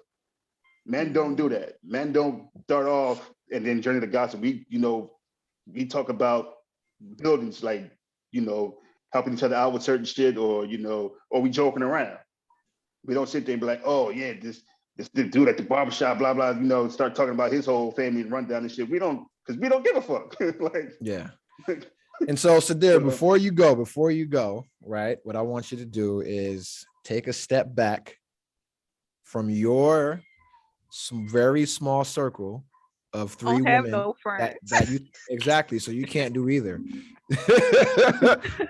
So no, but just think about your gossip or converse. Just think about your overall experience as a woman, and what you've seen other women do in other women groups. So not your small group of women that you deal with, that you're cool with, and you guys were all mature and shit and blah blah blah blah. It's like, in general. The statement of, because this is something we've talked about, because I mean, you talked about some of our family members that gossip and why you don't fuck with them like that.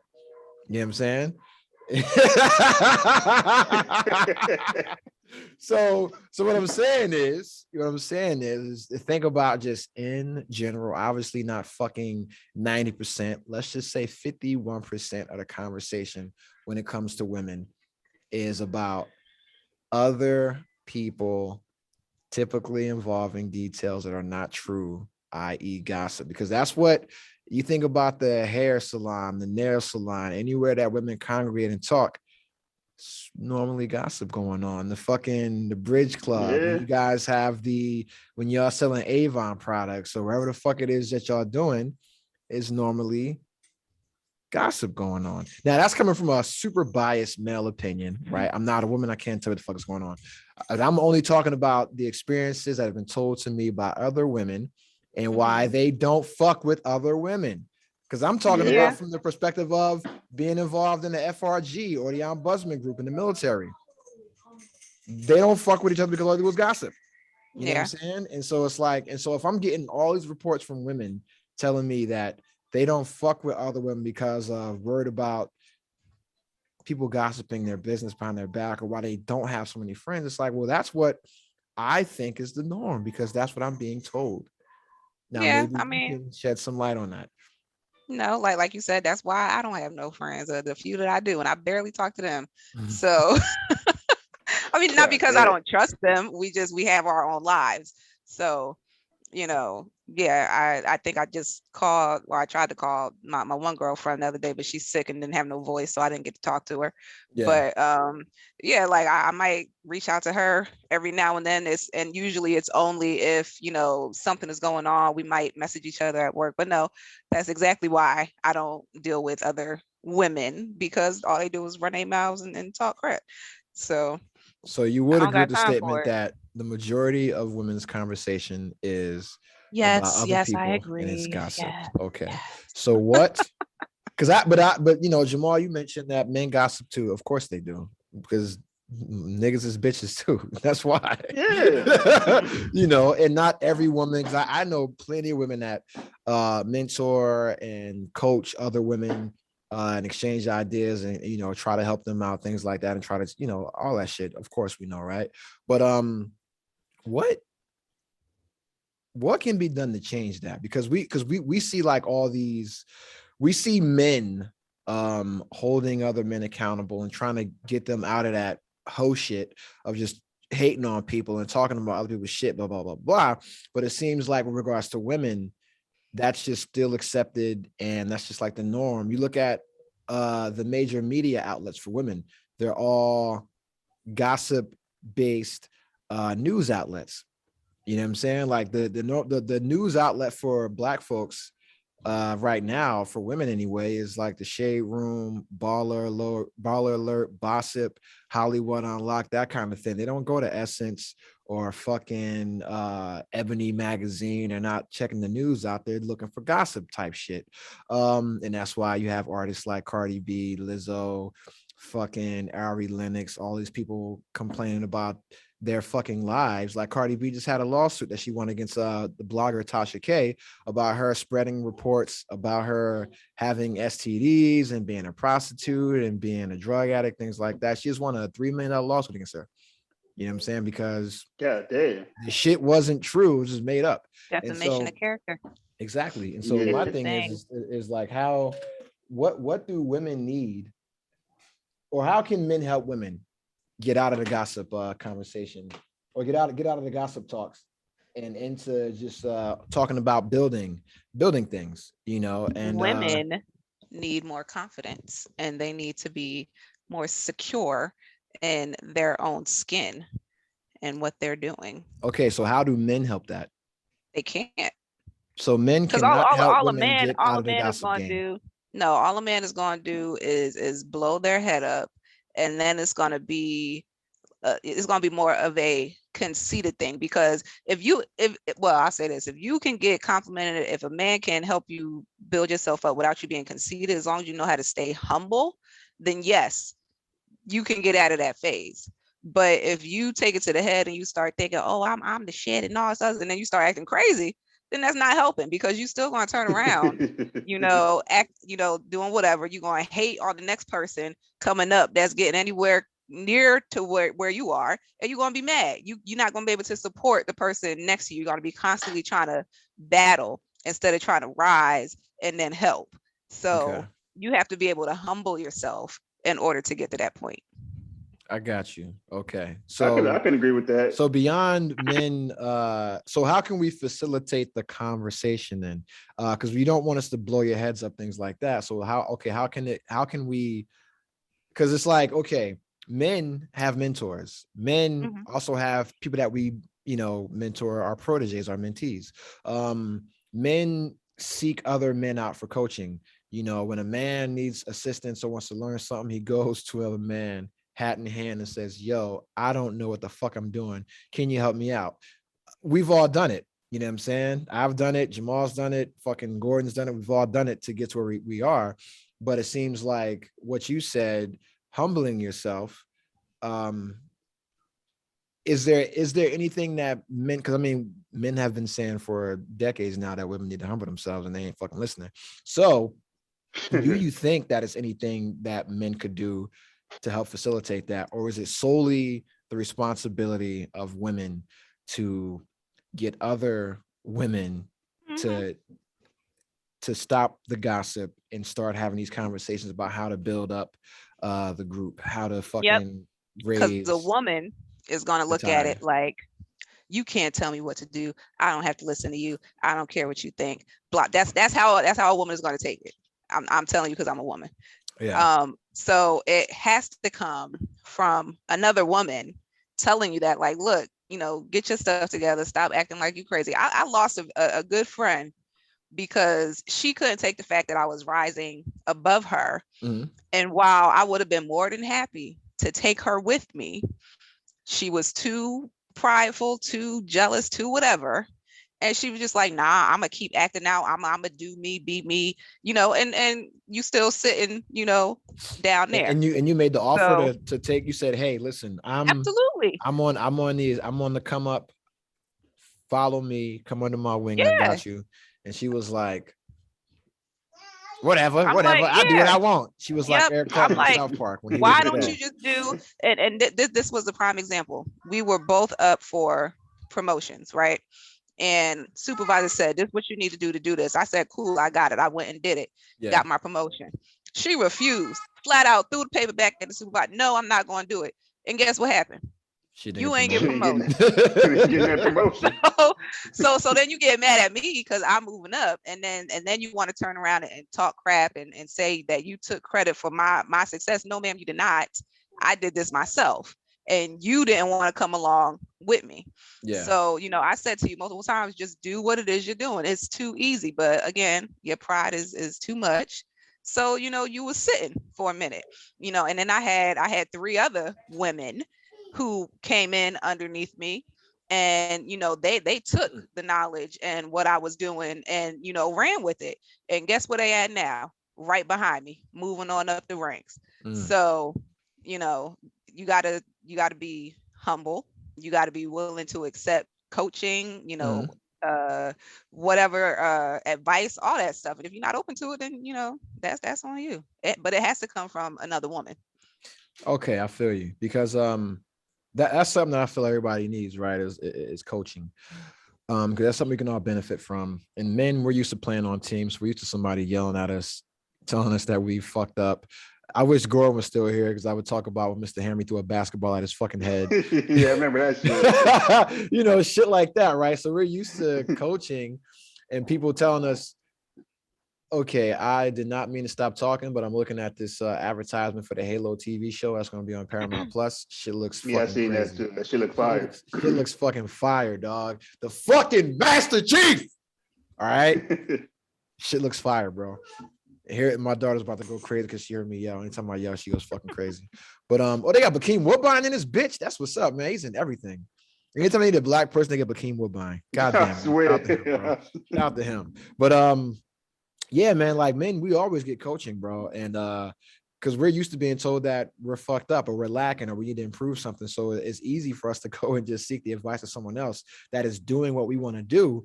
Because it's like, at the end of the day, I want to do that shit, whether it's I want to fucking be in shape, or I want to make a certain amount of money, or I want this career, or whatever, bro. It's like I want to fucking do that shit, so I'm gonna come fuck with you.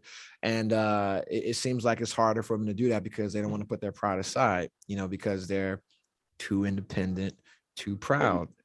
And that's that thing, that pride will kill you. Yeah, it will. I feel like I said that, man. That's actually, I'm gonna be doing a monologue this week, before the end of the month, so probably tomorrow. And one of the things that I talk about is putting your pride aside, just to fuck with, just to succeed, whether it's in but this, I'm talking about relationships, and it's just about showing your appreciation for somebody. And, I go into the topic of, making a plate for somebody at a family gathering. And a lot of times I see women are being told by other women to not make their partner a plate, at a family gathering, because that kind of behavior, that kind of catering to your man will go to his head, or he'll grow to expect that kind of behavior. And it's like, yo, just put your pride aside, put your pride aside and show me that we vibe. That's it. Like, don't worry about them. Your auntie, your grandma, or your aunties and shit, they single. Yeah, they ain't got no man.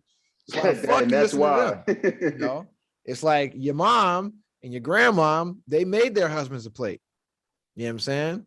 But at the same time, as a man, you should do the same thing. You should be catering in other ways, see a lady the ways that she wants you to cater to her. And that's the thing, is just for men and women, we got to put our pride aside and we have to cater to our partners. You know what I'm saying? Because at the end of the day, we signed up for that job to not be the sole source of their happiness, not be the sole alleviator of their stress, but to be an alleviator of their stress and a source of happiness, and part of that requires you to be humble. But I'm glad you talked about that so openly, Sadira. I appreciate you. But the last thing I want to talk about is masculine and feminine energy. Did you guys get a chance to look at what I sent you? The chart or the article, any of that kind of stuff? No. Okay, of course you didn't. Because niggers don't like to fucking read. Well. No, so okay, I'm trying to keep a job. I listen to everybody listening. I apologize. Okay. I apologize. I did not mean to use but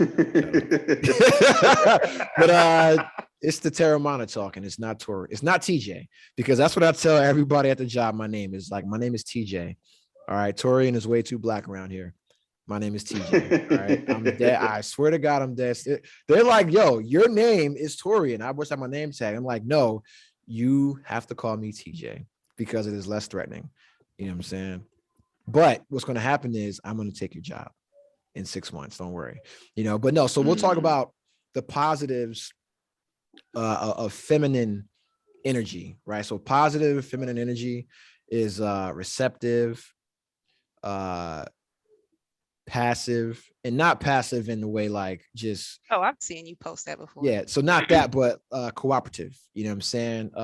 Contractive, intuitive, it's inward looking, it's understanding, nurturing, tenderness, kindness, creative, feeling, emotional, ease, sensitivity, stillness, a flow. And then the wounded, the toxic feminine energy is feeling powerless, weakness, manipulation, withholding, neediness, codependency, oversensitivity, and being overly emotional. And for masculine energy, it's projective, it's active, it's giving, it's expansive, it's outward. And some of the characteristics are being confident, having inner strength, being a protector, understanding responsibility, setting boundaries, courage, discipline, assertiveness, stability, support, being logical. And the toxic traits are being a perpetrator, confrontational, being overly critical, abusive, avoidant, unsupportive, unstable, overly competitive, controlling, aggressive, dominant, abusing power. And men and women both have masculine and feminine characteristics, right? Like, plenty of women that have confidence or that have focus or that are stable, to have direction, to have discipline. The same way, men that are sensitive and emotional and tender and nurturing. I'm one of those guys. I'm a tender ass dude. You know what I'm saying? I'm a tenderoni. You know what I'm saying? Anybody that knows me, I'm super tender. You can ask hey, I'm tender, right? Yeah, she said something like that. Grade A beef. Like, hey, chicken, you got to beat that shit up first. But no, but the toxic traits that because we got to have both. It's a yin and a yang. It's a balance, right? But our science is what drives this, right? Like women have estrogen, men have testosterone. That is scientifically what drives these characteristics and these emotions. We don't control it, right? But the toxic traits, we see are in men. It's like, yo, this dude's mad controlling.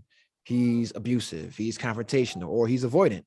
He's unsupportive. He's unstable. Women, being needy or being codependent or overly sensitive or emotional. But what we're seeing now is that women are taking on the toxic traits of men because they are trying so hard to be independent.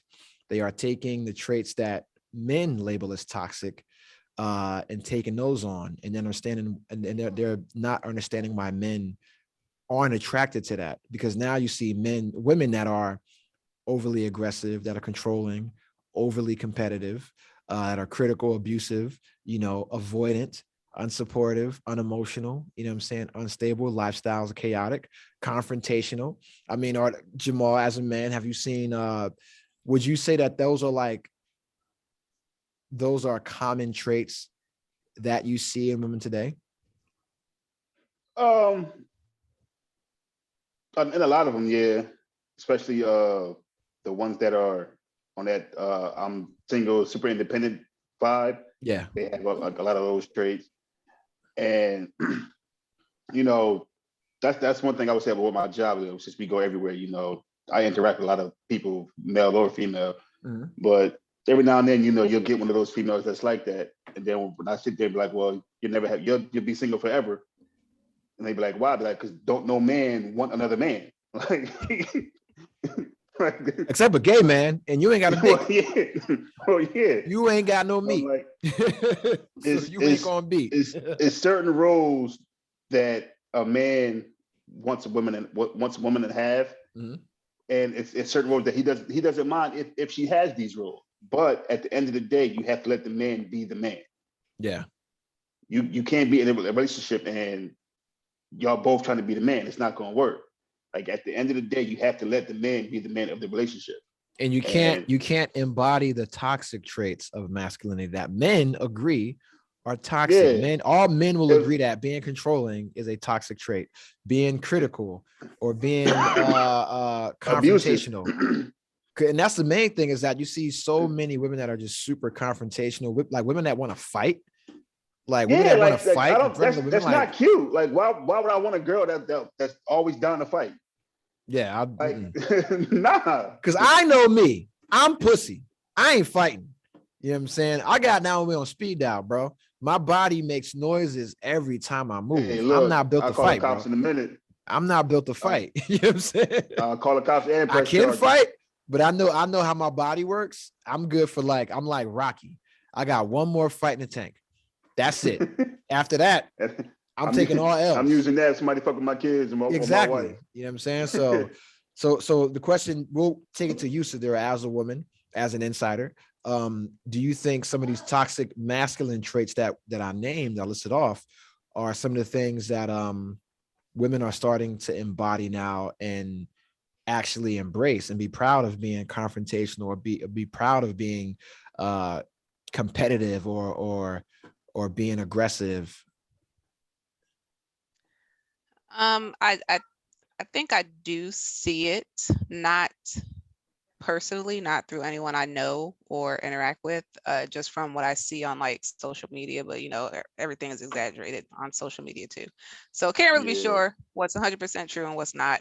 But no, I do see it a lot more, and it comes with that whole, like you said, that whole, oh, I'm independent, I don't need you, I can do bad all by myself. Yeah, because let me tell you, like, people are not put on this earth to be independent. Men are not supposed to be independent. Men depend on women. We need women to continue the bloodline, to pass on culture, to continue the species. Like, men need women to make the fucking shit we build into something livable. We create a house. Woman makes it a home. You know what I'm saying? Y'all heard motherfucking Luther Vandross. A house. You know what I'm saying? You know what I mean? Hey, I'm in. Hey, you know I used to sing. Dog. You know what I'm saying? Hit that Luther. Be like, hit them high notes, bro. Take him to church, choir boy. Take him to church. Hey, let me tell you, I never liked the 5 Heartbeats movie. And I watched a little bit of it the other day, and I was like, you know what? I get it. It was a good movie. It was a good movie. You know what I'm saying? Because we got to revisit these. Because I like the Temptations. I like that movie. And I like everybody in the 5 Heartbeats movie, but because it was fictional, I didn't really fuck with it. But I prefer the Temptations movie because it was real.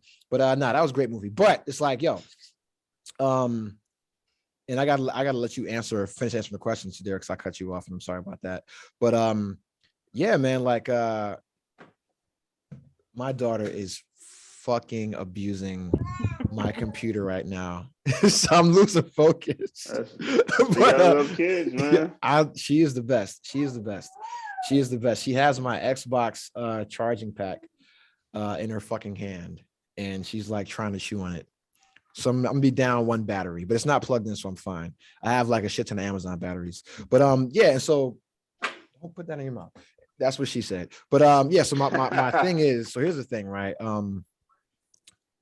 What do you think that men can do to, I guess, help women understand that we don't like those traits? And no one likes those traits because women that are like that are alone, period. Like no women friends, no male companions. So what can men do? Besides just, saying, yo, y'all wilding, like, what can we do to let that shit, like, how can we help? Because that's what this is about. Men. How can we help? How can we help? What can we do? Men have to step up and consistently be a man. That's the problem. Oh my God. I knew you were going to say that bullshit. But Men see, have to step up consistently and be a man. Okay. You have to be consistent because, and I will use I am rolling my own personal situation. I am rolling. Nope. Do not use your own personal situation, please. No, because it happens. Because then I'll have to poke holes in it. Don't do it. Stop. So I'm Sadira, you're in a relationship now, right? Yeah. You up, dude. Come here. Okay. Is he constantly consistent in being a man as being a man? No. And that's the problem. Oh, why are you with him? Look, he got 6 months. All right. Because that's the rebuttal that every man is going to say. That's what every man is. So say. is this the same dude with no bank account? Yes, it is. Okay. So yeah, to go off Meech's question, if he's not consistent in the trait that you want him to be in, then why are you still with him? So and like I said, he got 6 months. But why 6 months though? Because he's on a journey. No, he's on a journey. Nigga, he ain't the fucking Hobbit. Fuck his journey. Shut up.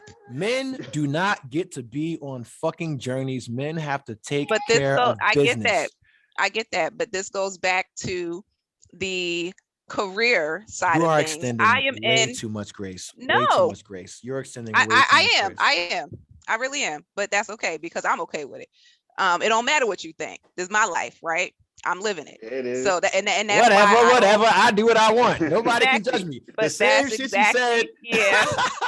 That's exactly why I don't do social media because you get this. You get people judging you. Nobody knows your situation. Yeah. Nobody knows. No, I'm not judging. I'm asking. Mind your business. I like to know. We have had a discussion. We've talked, right? I know what his goals are. He knows what my goals are. And we can't, like we talked about before, the whole career thing. We can't do both, right? So I am working my butt off to get to where I need to be. The next 6 months, I got plans, I got goals. This is what I want to do. And he is studying to get to where he needs to be. He need to move a little bit faster. And that's going to be, the end all be all when it come down to it. Because if you ain't there and I'm here, this ain't going to work. So, and I'm okay saying that. What is he trying to do that's taking so long? He wants to get his real estate license, so he has to study and he has to take the test. He already has a brokerage lined up, so he has stuff in place. He just has to finish. Estate. It's a fucking scam. Real estate is a fucking scam. Because I'm gonna tell you right now, if Jamal was telling me that his wife wanted to get into real estate and wanted money to do that, I would tell Jamal, tell her fucking no. Tell her to get a real fucking job. And the reason why I say that is because you don't control what goes on in real estate. Like if you're selling houses, everybody's selling houses. You're selling the same fucking houses. And unless you are a natural salesperson, you ain't going to sell no fucking houses. Whether it's commercial real estate, whether it's fucking property management, whatever, you got to be a seller. You have to be, I'm sitting here like cutting a piece of butter to make my daughter's vegetables, bro. Multitasking like a motherfucker. But you got to be a seller. If you ain't no salesman, you ain't no seller, you're not an outgoing person, you ain't going to make it in real estate. And you got to be very savvy. And that's why anybody that's getting into real estate, unless you a savvy ass person, you a natural salesman with a sales background, that shit ain't for you. Yeah, like it's not for you. It don't matter what. It doesn't matter because you don't build the houses. You sell shit that's already built that other motherfuckers with a clientele base are selling, that have more experience. They have been out. Listen, let me chill. So you need to find something else. Let me ask you this, Derek. Real estate ain't consistent. You don't get you don't get a salary. You do not get a salary. You don't get fucking. And we know this. You don't get benefits. No. So my thing is, and I don't mean to be a dickhead, Sadira. Okay. Yeah, But you do. no, I don't mean to be a dickhead. I'm trying to be a neutral, objective community college podcast host. My thing is men get to follow their dreams or follow their passions until they have responsibility. When you have responsibilities, that shit goes out the fucking window, and your passion should be handling your responsibilities, the responsibilities you signed up for. So, how is him doing real estate going to enhance the lives of everyone involved in this equation? That question is to you. Hold on, I had to get these dogs out the office because they back here whining and carrying on. Oh, okay. No, real estate, if done correctly in the right area, and you know, I get what you're saying. It's not consistent, but depending on what you're doing and where you are, you can make a decent amount of money. I'm not saying I'm gonna stop working. I might stop working as hard, but as long as he's bringing enough in where he can support, which is his ultimate goal, then that's all that matters at that point. I'm not looking for somebody to take care of me. I'm just not. I don't ever want to be in that situation where I'm fully dependent on someone else. That and that's just, you know, whatever from past relationships. I'm not doing it. That's not gonna happen. But okay. So you said he got 6 months. So what is, let's say within the 6 months, what does that 6 months mean? What does that 6 months mean? Does it mean 6 months to pass the exam and get his license, or 6 months to sell his first house, or 6 months to have a book of business? no, 6 months to get the license, because he has he gets the license, and let's say he goes a whole year without selling a house. Then what? I mean, that's on the market, but I highly doubt that. That's on him because he chose to do that shit. Let me ask my question. Okay, go ahead, Jamal. I'm sorry. I'm cooking vegetables right now, bro. Yeah, I'm drinking this Terramana. Get your ass in there and cook. I feel attacked. Cause my thing is. I'm not attacking you. I'm attacking him. Yeah, you said he has 6 months, right? Okay, so I appreciate you do like that. You are giving him a chance to, you know, get his shit straight. That's big. Like what? Like so, if, let's say in the 6 months he gets everything, but it don't work out. Like then what's the next move? I'm gonna have to go. Like, it's gonna be a hard conversation, but because, and I look at it like this, and this goes back to a conversation that we had. I don't know if it was the last podcast or one before that. When you were asking how old is too old, or where does a man have to be at a certain age, right? Okay. I know what my goals are in 6 months. And I said I'm eligible for a promotion in 6 months, right? I know how much money I'm going to be making with that 3 promotion. times as much as I make right now. And if in 6 months, because like I said, you got the brokerage lined up, you got these people are calling you and saying, when are you going to get done with your license? Because we're ready to hire you. We need you to start working. We're ready to bring you in to start training. You are your own worst enemy at this point. I am not going to continue to tell a grown person, hey, study your stuff, or hey, did you study today? You got to want it for yourself. Yeah. So if I get to this point and you ain't here, look, I'm this. No. So may I ask a question? Okay, but that hold on, Mitch, hold on. Go ahead. But that go back to me said, like, so say he gets his license. Let's say he gets him next month, gets hired, but he don't sell a house in a year. Are you going to hold that against him, or is it still... If he don't sell a house, he ain't getting no fucking money, because they only get 6% commission. So is he still going to be on the board, or you be like, all right, you know what, you got to go? So what's your number, Jamal? I'm sorry I cut you off, bro.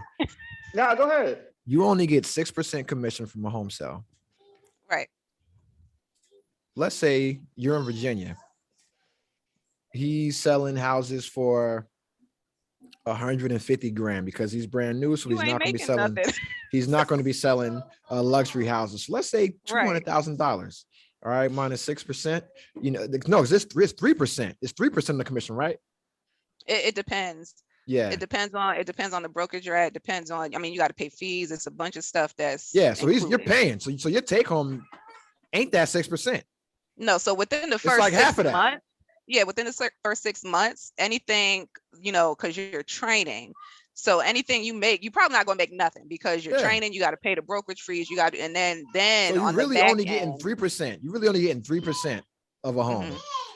So if you sell a home, 150K, you may get 4,500K if you took everything home at 3%, but you're not getting that though. So it's like, yo, what's the number for you to be like, okay, you're actually working? What's the number? Like, you need to bring in this much fucking money. But you can't do that with real Yes, estate. you can. Because You now gotta that be- says, hey, I have to get off my ass and sell 3 homes a fucking month. Yeah. Because now it's like, because one home a month ain't gonna do, that's chump change for you. Yeah, literal chump change for you, right? It's like, yo, you sold one house. Do you know how much I fucking make? You know what I'm saying? So if you go and just sell one fucking house, you know what I'm saying? You might as well get a job. Because that's pre-tax. That's pre-tax, So yeah, I mean, so he gonna have to hustle. But that's what he wants to do. That's what he's driven to do. But if you're not driven to get there, you know what it that's is? my You know what it is? I'm gonna go ahead and tell you what the fucking thing is. That nigga got too much pride to be a worker, and people get into real estate thinking that they can be their own boss, thinking that they partners with people. I'm partners with the brokerage because I'm out here independently selling my houses. So that means I don't have a boss. I don't work for somebody, so I can say I'm an entrepreneur. Fuck out of here, man. That's people getting that shit. No, nigga, get you a fucking boss. Get you a supervisor. Everybody ain't meant to be a boss. Some people meant to be workers. Let me tell you right now, I have a business. You know where I flourish best at is working for someone. You know what I'm saying? That's where when someone says, hey, use your skill set to do this, right? Like, this is all mine. Like the museum. It's like, hey, this is my museum. You can never have it, but you can make it better. So do this job that I need you to do that I can't do. And it's like, I can do that. Happily, I can do that. You know what I'm saying? And men have to fucking, because we all want to have our own business and be these independent entrepreneurs, yada, yada. It's like, nah, niggas, some of y'all need to be workers. Majority of y'all need to be workers. Only certain people are cut out to be bosses. And the people that are cut out to be bosses are already bosses, and they're hiring your motherfucking ass. You know what I'm saying? Or the people that are going to be bosses just do shit independent that doesn't depend on anyone else. So if I'm meant to be this super real estate motherfucker, I'm not joining a brokerage. I'm doing this shit on my own because I can pull up the MLS listings like anybody else can. And I can see clients, like I can build my own book of business. I don't need your leads. I can generate my own.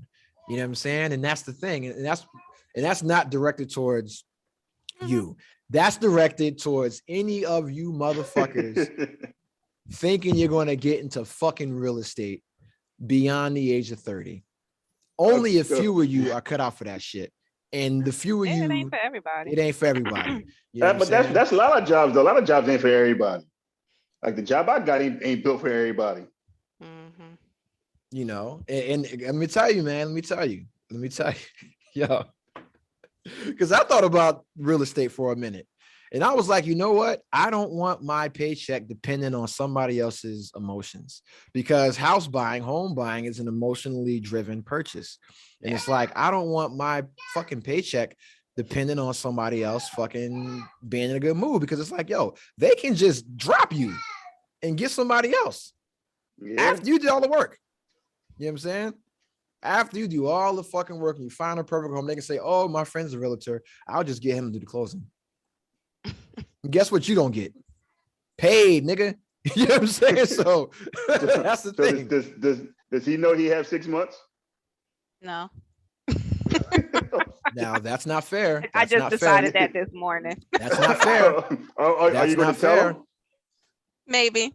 That you'd have to tell him. You have to. You have a timeline or a metric. If you have a timeline for you. And that's also something I'm gonna talk about this monologue. He come home one day and you got his shit packed up. And y'all done moved to North Carolina. Yeah, you done dipped out. I think like, yo, what the fuck? The Wi-Fi not working. And then come home, his Xbox is on the fucking on the motherfucking on the porch and shit. Yeah. You might want to tell that nigga.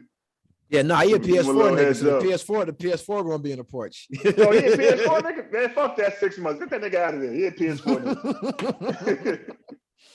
nigga. That's why he fucking him now, because he a PS4 nigga. Yeah, but that's a good question. That's a good thing, man. You having that deadline is good, but you have to be fair. You have to tell them. You got to tell them. Yeah. You know, but because that'll light a fire. That will light if you're serious. That will light a fire under your ass. I'm gonna tell you right now. And that's the thing. If you're serious about it and he trying to rock with you for real, and you tell him like, look, nigga, you got 6 months to get your shit straight. Because that'll make a motherfucker change their career. That'll make a motherfucker say, hey, you know what?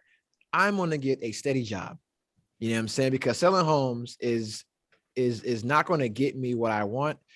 Like being in a fucking faithful, committed relationship will. Like, I'm gonna tell you right now, that's where I am. You know what I'm saying? It's like I could go do other jobs and get paid a lot of money, but it's not gonna get me what I want. I want to be a dad, a husband, a regular nigga. I want to be a regular dude. I really don't want to travel that much unless I have to, and it's like cool shit, right? Like the Smithsonian, shout out to them. But yeah, man, like I'm not trying to go be I got a buddy that's a contractor. They're making $150K to one of my guys that's put me on the show. He's making $150K, right? A lot of fucking money, but they do a lot of traveling. I'm not built for that. You know what I'm saying? I am not built for that. I have a fucking 18-month-old. Now I when she's with her mom, I get fucking sad, like, damn, yo, she better not be learning no new fucking words. You know what I'm saying? Like, how dare you walk without me? Yeah, because I've been around for all that shit. You know what I'm saying? Yeah. So I'm like, yo, that's all I'm trying to do. I'm trying to be a family man, dog. I'm trying to be like Bruce. I'm trying to be like our dad, right? And that's the other question I want to ask you, Sadira. Why are you him right now? What? Huh? What's your question? What you better have no fucking daddy beef. God damn it. No. Are you mad about them not selling the house? Don't you fucking lie on my podcast. I'm not mad. She wanted to say, yeah, bad as hell. The reality is it's not going to happen. Sorry to be the Debbie Downer. Well, no, I mean, the amount of money that it costs to refurbish that shit is probably more than what they have right now. I mean, and then there's no financial knowledge, anything to even go into it. Like you can say that this is what you want to do. That's wonderful, but you don't know what the hell you're doing for real. Okay. and okay, I'm going to agree with that statement. I will offer this as well. All they need to do, they got some shit to do, right? But all they need to do, first step is get an RV, move out. Get an RV, move out. And then you got to figure out what's going to happen with everybody else that lives there, right? Is that their responsibility? I didn't want to mention that during when they called us. I thought he was about to say Grandma Jackie died. I was like, don't be fucking calling us on no goddamn group fucking video call, making sure everybody's on to tell me some shit. I'm gonna think somebody fucking died. And you know, my dad called us and mommy was visibly absent from the call. And he's like, yeah, we're not gonna sell a house. We're gonna. Mommy doesn't really agree. She's just letting him talk. Yeah. She's like, we're gonna Airbnb. We're gonna rent the place out as an Airbnb, blah, blah, blah, blah, blah, make money, blah, blah, blah, blah, blah, whatever. That shit ain't going to us. Yo, when they said that shit, I'm like, yo, I don't want money. I want you motherfuckers to move. The end. Oh, you do? I don't. I want the house to, here's my plan, right? If there was a way that we could all contribute some money. Absolutely. Yeah. If we could all and now I have a job, so now it can happen, right? Because it'd be all three. So if there's a way where we could all contribute money to take over the fucking mortgage and pay the house and evict them. Yanni said she gonna file for what she said for like a mental condition. They don't know what they talking about. A conservatory. Yeah. And so I'm like, if there was a way that we could fucking like buy the house and then just allow them to move and we take over the bills and we keep it in the family and then we do what the fuck we want to do, because I don't want no strangers in the house. I want to empty the house. I'd want to refurbish the house. And you know what I would do? I would move all the old folks there. So all the old people there, you move there. And then we take care of the shit, right? Because together, that might be like 600 a piece, 700 a piece. You breaking the calculator out? Yep. Because their mortgage ain't more than $3,000. No. How many of us is it for? 4. That's 50,000 a piece. 50? Yeah. A month, god damn it.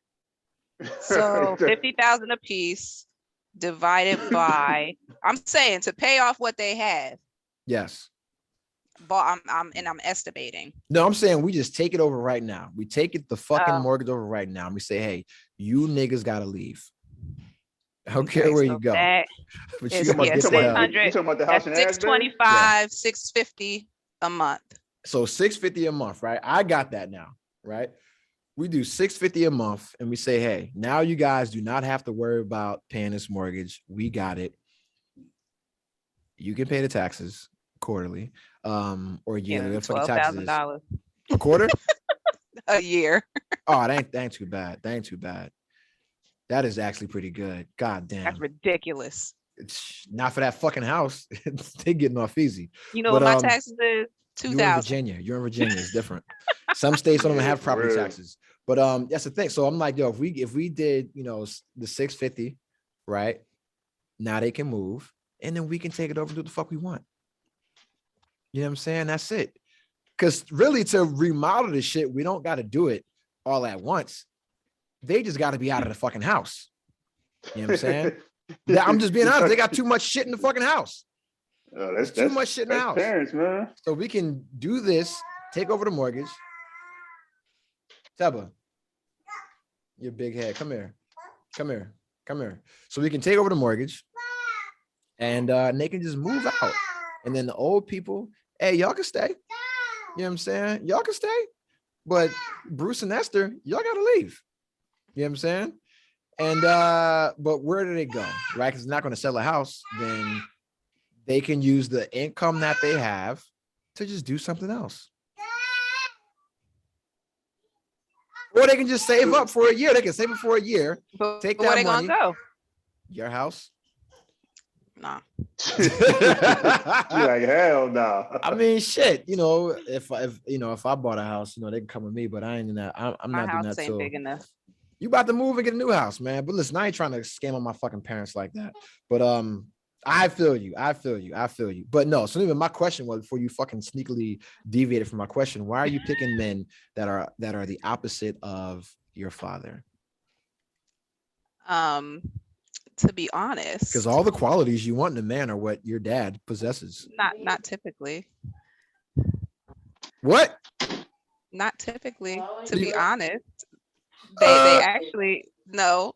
I can't even say now. Nope. None of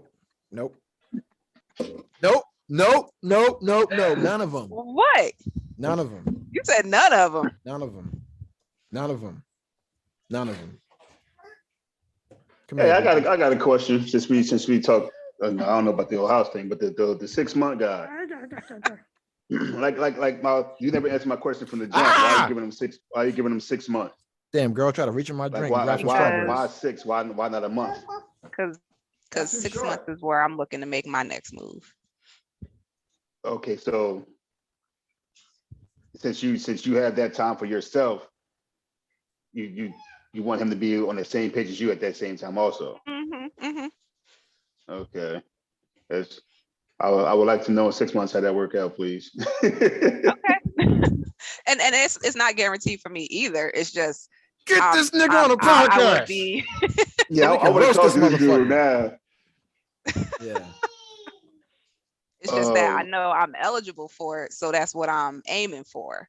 Okay, so that's not saying if you don't get it, are you still holding to that 6 months? Yeah. Yo, like, I hope if she don't get the this promotion, she's still rich as fuck. She's still okay. So the amount of money she'll be making that she makes right now, she's considered wealthy. So top 8% of earning in just America, right? Just based on what the numbers are. You know what I'm saying? The top 10% of people in America make what she makes currently. You know what I'm saying? And if she were to get a promotion to the next pay grade, she'd be making essentially like NFL player money. You know what I'm saying? Like guaranteed fucking money. Yeah, because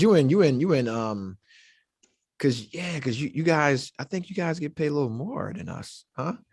No. You guys are higher. You guys we're higher. Yeah, so so a 14 puts you at 112. You gonna be at step 1? Mm-hmm.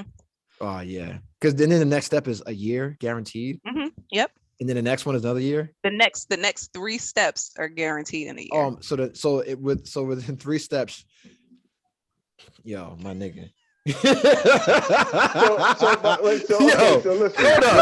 Hold up, fam. I don't know the numbers y'all talking about right now. But hold on, I'll tell you. Hold on. So in 4 years, if I got the shit pulled up right now, so if she gets promoted in 4 years, just for being alive, she'll basically make like 125. 125,000. And yeah. But you're looking at this year only. Every year, and I'm not taking into account. I'm not taking into account. Well, no, every year we get a pay raise. Yeah, I'm not taking into account like the 2% fucking raise every fucking year. You know what I'm saying? So it'd be like a $1.25. So about like a $1.28 by then. So a year, a $1.28 to sit on her fucking ass at home and write niggas up. You know what I'm saying? Okay, so if I'm guessing the dude now, he don't got no job. No, he's working. But he's not, I guess, bringing in enough that you feel comfortable with him. I mean, it's enough, but I mean, it's not enough to, take care of everything. I'm doing. The thing is that like she is completely self-sufficient. You know what I'm saying? But that's my thing. What do you need him for? Support. I don't. Wash fucking nigga Jamal. I'm gonna tell you, bro. She needs him to take the trash out. I'm being honest. She needs him to take the trash out, clean the dog poop, walk the dogs, be an active like disciplinarian in the household. Which he is. Cook fucking dinner. Like the little 15% of shit that you don't want to fucking do to be mentioned. That's so like the same way like where a husband wants a wife to do. That's what she needs this nigga to do. You want a house husband. I mean, if he want to do it, yeah. So my thing is, you're giving him 6 months, but if he comes to you and say, "Listen, I'm cool with being a house husband," wait, are you still giving him that 6 months?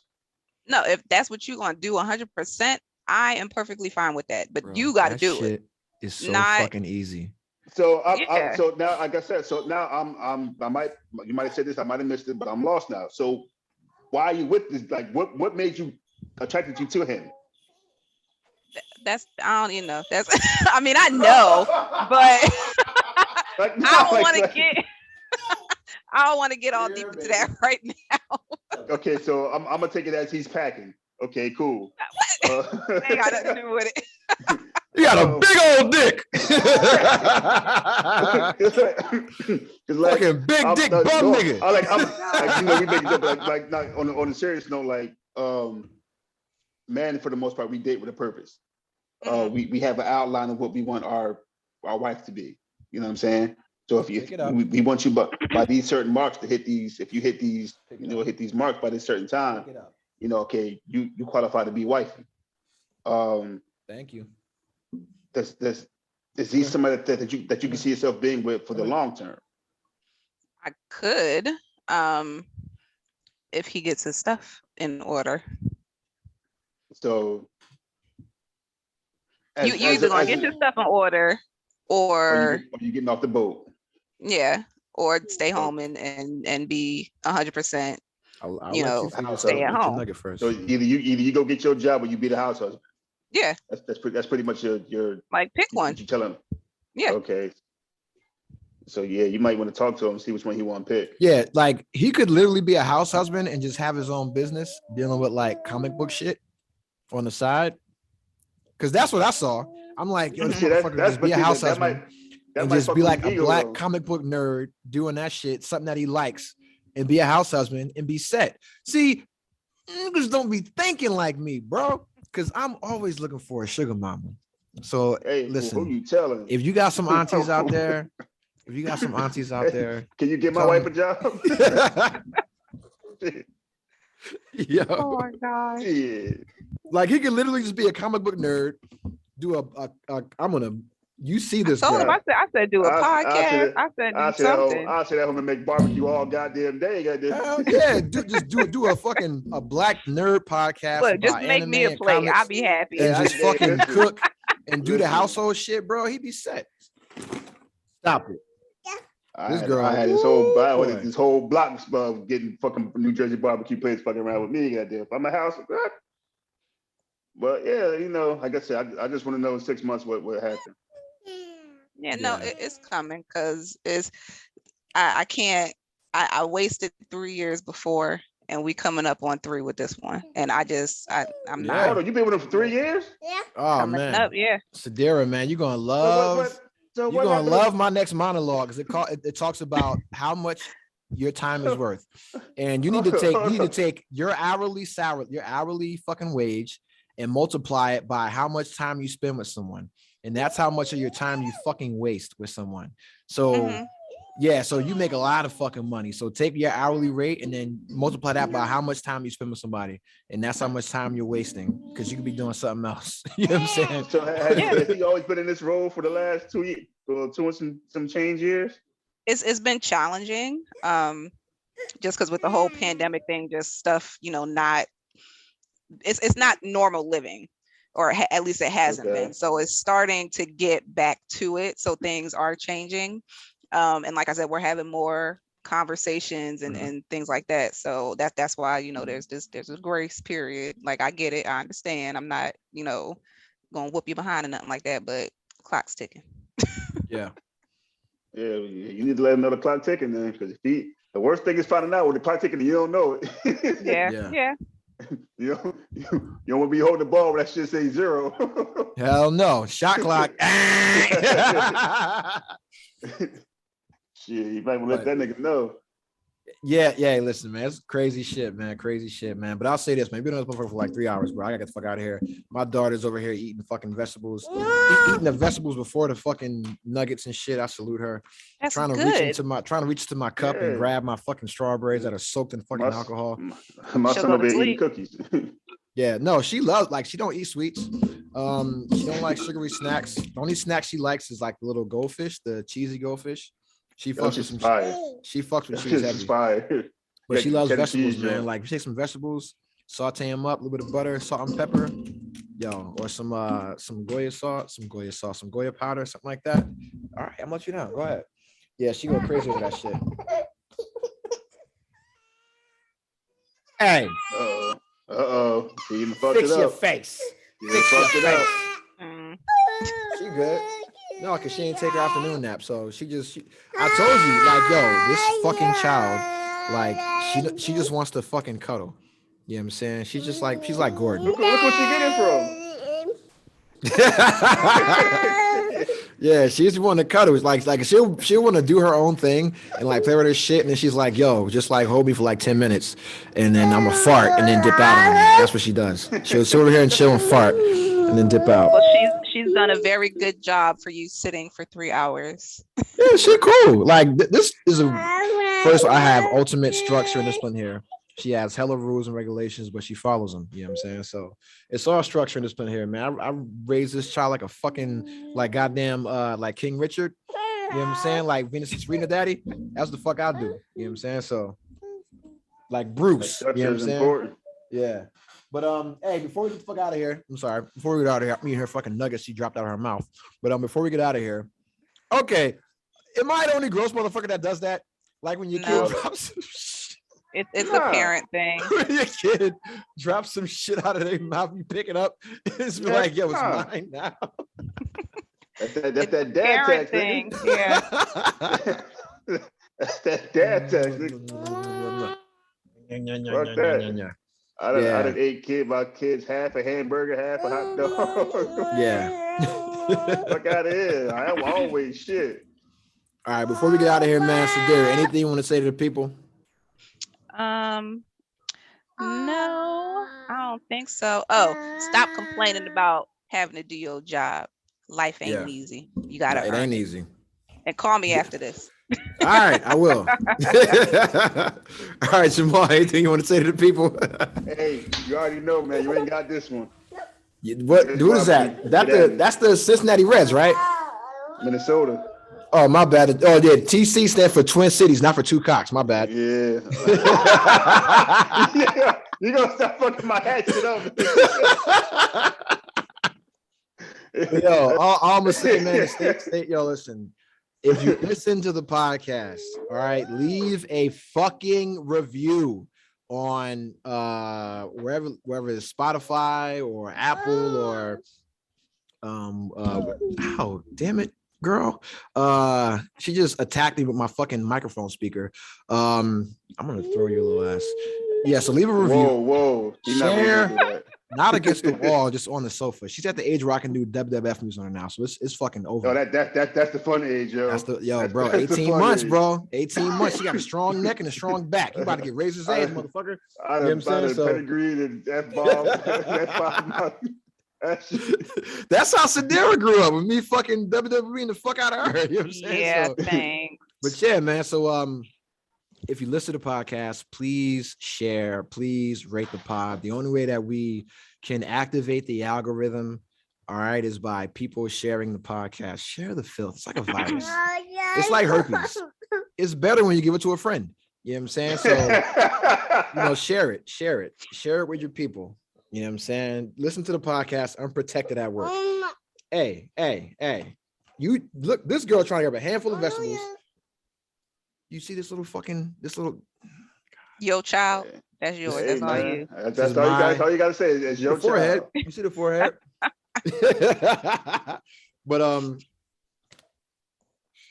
this goddamn little doo-doo factory. I'm about to Brock Lesnar F5 for a little motherfucking ass. But yeah, yo, let's rate the fucking podcast. God damn it! All right, and yeah, man, that's it. Listen, also, spread love, man. February's coming up. Spread love. All right, spread love.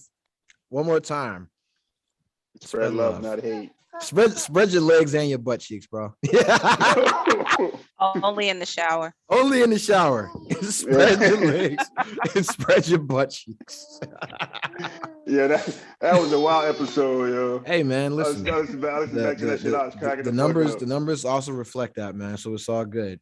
But yeah, man, listen. Thank you so much for listening, man. I'm looking back at the numbers from last year. I'm surprised anyone listens, and the amount of people that do listen fucking consistently is ridiculous. So I thank you all, man. This shit means a lot to me, man. And we listen, fuck with y'all heavy. We do. And I'm gonna tell you what, man, like listen, it's never too late to get a job. You know what I'm saying? I got a job and that shit is fun as hell. You know what I'm saying? I'm in a fucking museum and it's gonna be hard to leave there. But I'm gonna have to eventually. But nah, man, it's cool, man. It's super cool, bro. So everybody that rocked me when I was a broke ass unemployed weed smoking motherfucker, especially during the summer, thank you, because you inspired me. When you guys told me those podcasts sucked, I was like, man, I probably gotta get a job now. But that's the thing, man. So yeah, man, spread love. 2022. Shout out to Joe Biden, about to nominate a black woman for the Supreme Court. About to get a black woman in the Supreme Court. It's not going to be Anita Hill, though. So that's a whole other conversation. But yeah, man, we out. So I'm gonna call you after this. Calvin, okay. Fuck you because you weren't on here. Wasn't your fault though. Shout out to JR, my favorite brother. Shout out to Jeff, my favorite brother. we gotta get a lead too. She wild out for this. She's supposed to make it to this one. Yeah, Aileen supposed to be on here. I sent her the link and everything. She, you know how somebody opened the message and see the message, don't respond? I hate that shit. Yeah, she did that shit too. Facebook snitched on you, Aileen. You said you were going to be here. And you weren't. Read. It's all good. I know she was probably watching the game or some shit, or probably doing somebody fuck ass taxes. So doing, you know, she has a business, bro. Her backyard has a backyard. You don't got to be in a podcast if you don't want to. You know what I'm saying? So that's what it is. Also, stop complaining about people you don't qualify for, man. You know, stop complaining about women you can't get. Stop complaining about men you don't qualify for. Focus on, you know, embrace those who embrace you, man. Embrace those who embrace you. And after that, your own shit. And get in the midweek monologue. The monologue will be on probably Wednesday. I'm gonna record it Tuesday to be on Wednesday. This little girl is going fucking crazy right now, dog. You know what I'm saying? But smacking the shit out of my fucking head. But yeah, man, I ain't got shit to say. I'm gonna call you Sadira. As always, fuck being woke. Should never been sleep. Peace.